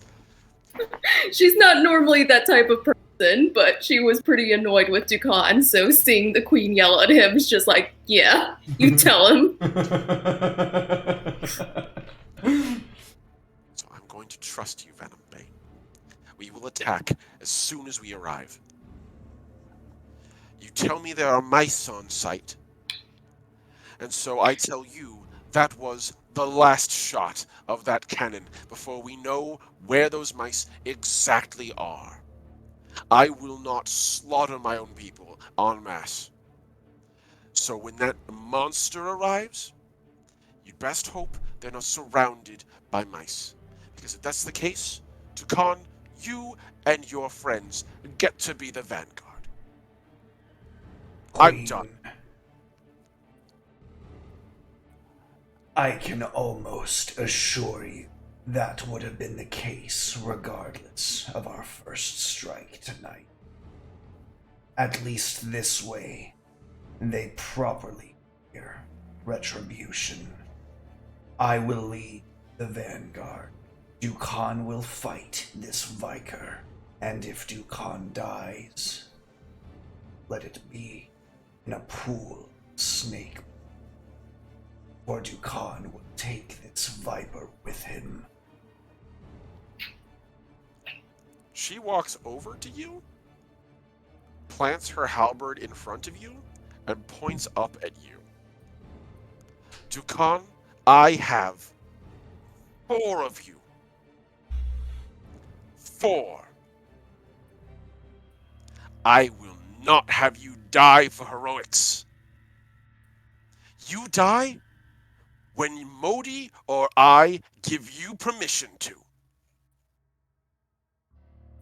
Then Dukan not die. Good. I come to trust the word of weasels. Saints help me. And she slowly turns around and walks back into the darkness of the Invicta. You're all dismissed. Sleep while you can. Come morning, be ready for war. And that is where we're going to end the session. Yeah! Good session. That was intense. Yeah, you guys did great. I actually love stuff like that. Me too. I love the drama. I wasn't expecting you to call down what was basically the mouse equivalent of an orbital strike. Just set off a small nuke at the snake camp. That's cool. We weren't going to get another clear shot as far as I was concerned. There's mice all up in that bitch. We had to use the fucking cannon on them. Otherwise, they're not going to know to be afraid of it. Yeah, absolutely. You bring a cannon, we're going to war. Use your Look, if history has taught me anything, it's that you only need to use a good weapon once. The best weapons, you don't even need to use at all. But these snakes have never met hedgehogs before, so they don't know what the fuck they're facing. So we had to use it once. It's okay. I will admit, I see exactly where you're coming from. I don't think it's a bad strategic decision. I think you can completely understand why Gwendolyn was not that happy with it. I deserved it, 100%, yeah. But I was in the military, so I know how to just sit there and take it. Oh no, yeah. I figured. And on top of that, not gonna lie, also, I appreciate your approach, which is why, now that we are at the end of our session, we're gonna very quickly award out. Mechanical Whimsy giving 5 gift subs. Thank you so much, dude. Holy shit. Oh my god. Dude, Mechanical Whimsy, thank you so much. Dude, thank you. Oh my god. Thank you so much, Mechanical Whimsy. Everybody who got a gift sub, please be sure to say thank you. Thank you very much. Thank you so much. Thank you, AZ. I appreciate it, buddy. So, first off, let's talk about goals here. First off, I think it's safe to say, Derek, definitely bloodied Cole. Cole literally bloodied his blade in a snake for the first time. Oh, that was the last sessions. He did that last session. My goal for this session was prove my name to the mouse guard. You definitely proved it. Whether or not in a good way or a bad way, hard to tell, but no one in this expedition is ever going to forget the name Dukan now. Goddamn right. Dukan the Firebringer is probably the next title you're looking at. Yeah. So, I say success. So you get yourself a point of fate for that. Likewise also, Natalie, your goal for the session, remind me one more time? I forgot to state one, but in my mind, You cut out again. it was. I forgot to state one, but I kind of just figured it was like protect Tom. I And- figured as much no? since you kind of like mentioned you wanted to keep him by you. So, I mean, Tom survived. So, Boost his confidence, which I did. You know, just kind of a lot. Perhaps mentor too him. Perhaps a bit too much, but I just hope when he gets put back in his place, it's not too harshly. I will say he just witnessed orbital death from above. I should say, rather, he witnessed World War I levels of artillery fire, so I think he's probably been a little humbled. And I would say you definitely managed to keep him safe. I think that's a reasonable assumption. I will also award a persona point for that. Nice. Thank you. As far as the roles go, I think it's pretty safe to say that I'm going to give specifically Sienna, okay, Natalie, I think you get MVP for this session. Nice. By finding Thank you. Dale, you've learned pivotal details about this settlement, and you discovering him basically let you guys evade a full-on combat encounter. Nice. Full disclosure, if you hadn't taken the top, you would have been found likely by some kind of serpent. And not Green Fang. Barely qualifies as anything like a threat. So, yeah, like, that was the most pivotal role, I think, in this session. You Good job. nailed it. Sweet. You earned it. So, yes, you earn yourself a lovely point. You're going to get yourself a persona point. Derek, I would be remiss if I did not give you embodiment. Yay! 100% are believable as a monster hunter weasel Yay! who is utterly ruthless and beat the shit out of snakes and called in an airstrike against their home out of pure strategic calculus. I buy it. Yay! Get it. Persona point for you, my friend. Humbled, try shell shocked. Yeah, that's pretty fair. That's actually pretty fair. I'd have everyone make sanity rolls if this were that kind of game. And yeah, thank you guys for a fantastic session of Mouse Guard. Dude, thank you. Thank you. It was amazing. A lot of fun. Thank I had you. A grand old time. I can't wait to see what Red's been up to next session. Oh That's gonna yeah. be- So, Oh yeah. not sure if it's going to be as explosive as this one, though. That seems to be kind of a cap. I'm sure he'll have something crazy to tell us. Absolutely. Well, let's do our shout outs. Natalie, where can people find you? You can find me here, or not here tomorrow. Tomorrow on Brett's channel. Yeah. I always forget his handle on Twitch. It's Right. Redemption VA. It's backwards what it It's is just on... Redemption. Yeah, it's backwards what it is on Twitter. Okay. Yes, on that channel. Tomorrow evening, playing Call of Cthulhu with 2 other people. Woo! And Friday, back on the channel for some zombie games. Woo! And then Saturday, I don't remember if it's Covet or Lancer, It's what's happening Covet. that day. Covet. Yes. About it. Because I'm leaving Twitter, so I will no longer be found there. So I need to find a new place to post my art. Totally fair. Hell yeah. Twitter is a trash fire sometimes. Yeah, it's just not for me. I'm just too faint of heart for the drama that's there. Yeah, it seems to be in full force, like even worse these days because everybody's like trying to get as much as they possibly can before they feel like the whole thing's gonna shut down, which I mean, I don't know. I don't think it's going to. I just think that it's a lot of damage is being done. Yeah, I might come back someday, but I'm taking a long, indefinite hiatus. Totally fair. Can't say I blame you at all. Well, thank you for being here, baby. I love you. I appreciate you. I will see you in a few minutes. I brush my teeth. Omni, what's happening? Hey everyone, I'm the last Omnitech, your favorite robot American. You guys can catch me on my own channel this Saturday. I will be doing a Stellar Forge at 10:30 a.m. EST. I will also, that's basically my world building stream where we do art and build basically culture, plot, worlds, weapons, cool stuff, largely for my legacy TTRPG game, which I'll be running on this channel at some point. If it's all right, Derek, I'd probably need to mention what's going on. Of course. It's up to you, buddy. I appreciate it. For those of you who don't know, I'm kind of in a bit of a pickle. And by a bit, I mean, I'm not going to sugarcoat it. Right now, we might be facing homelessness. Our landlord basically gave us until January 1st to be off the premises because from what it looks like, he's trying to convince the entire family to move by kicking out his daughter, my girlfriend slash fiance, and me of the premises, hoping the rest of the family will go because he's trying to sell it next July.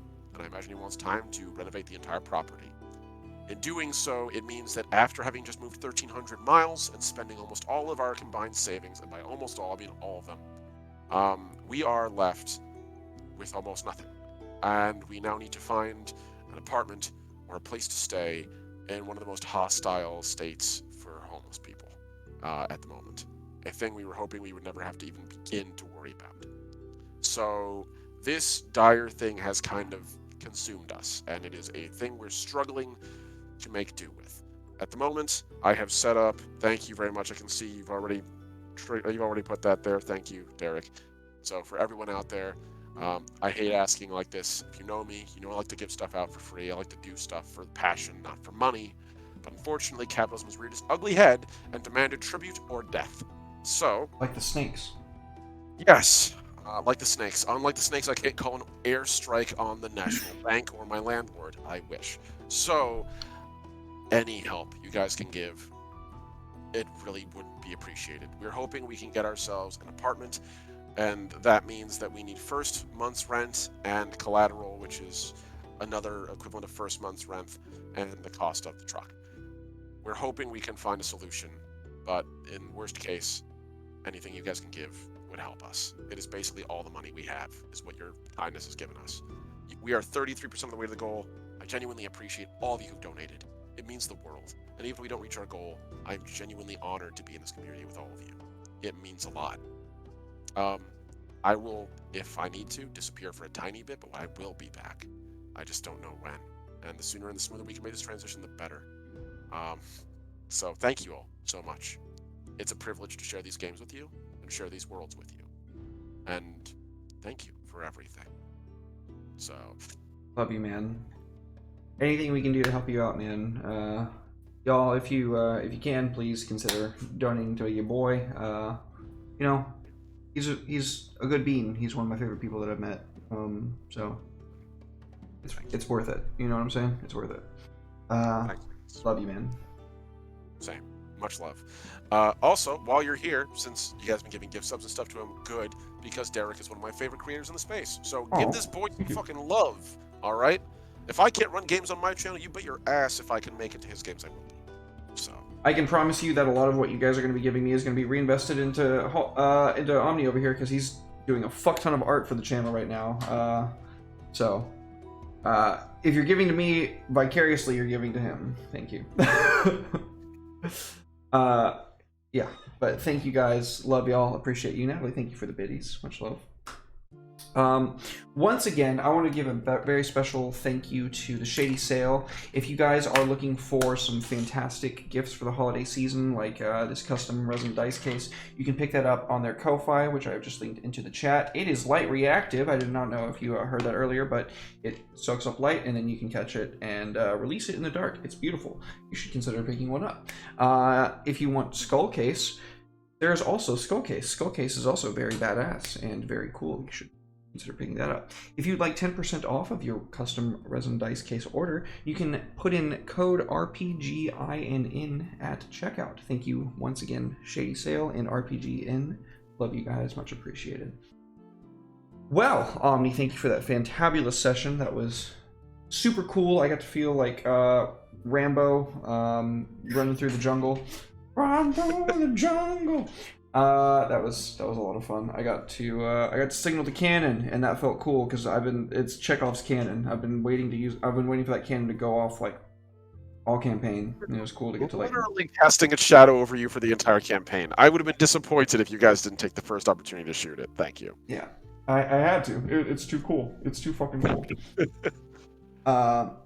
Yeah, but if you guys want to see some more awesome tabletop role-playing game stuff, you can find me tomorrow at on Red's channel right there. That's his Twitter, actually. His Twitch is Redemption VA, excuse me. Also, that says twitter.com, not twitch.com. Anyway, you can catch us there tomorrow at 7 p.m. Central Standard Time. If you want to see some awesome zombie action, you can catch us on Friday at 7 p.m. Central Standard Time. Souls Rolls runs a zombies game that's a Forged in the Dark hack. It is very cool, very fun, and cannot wait for more of that.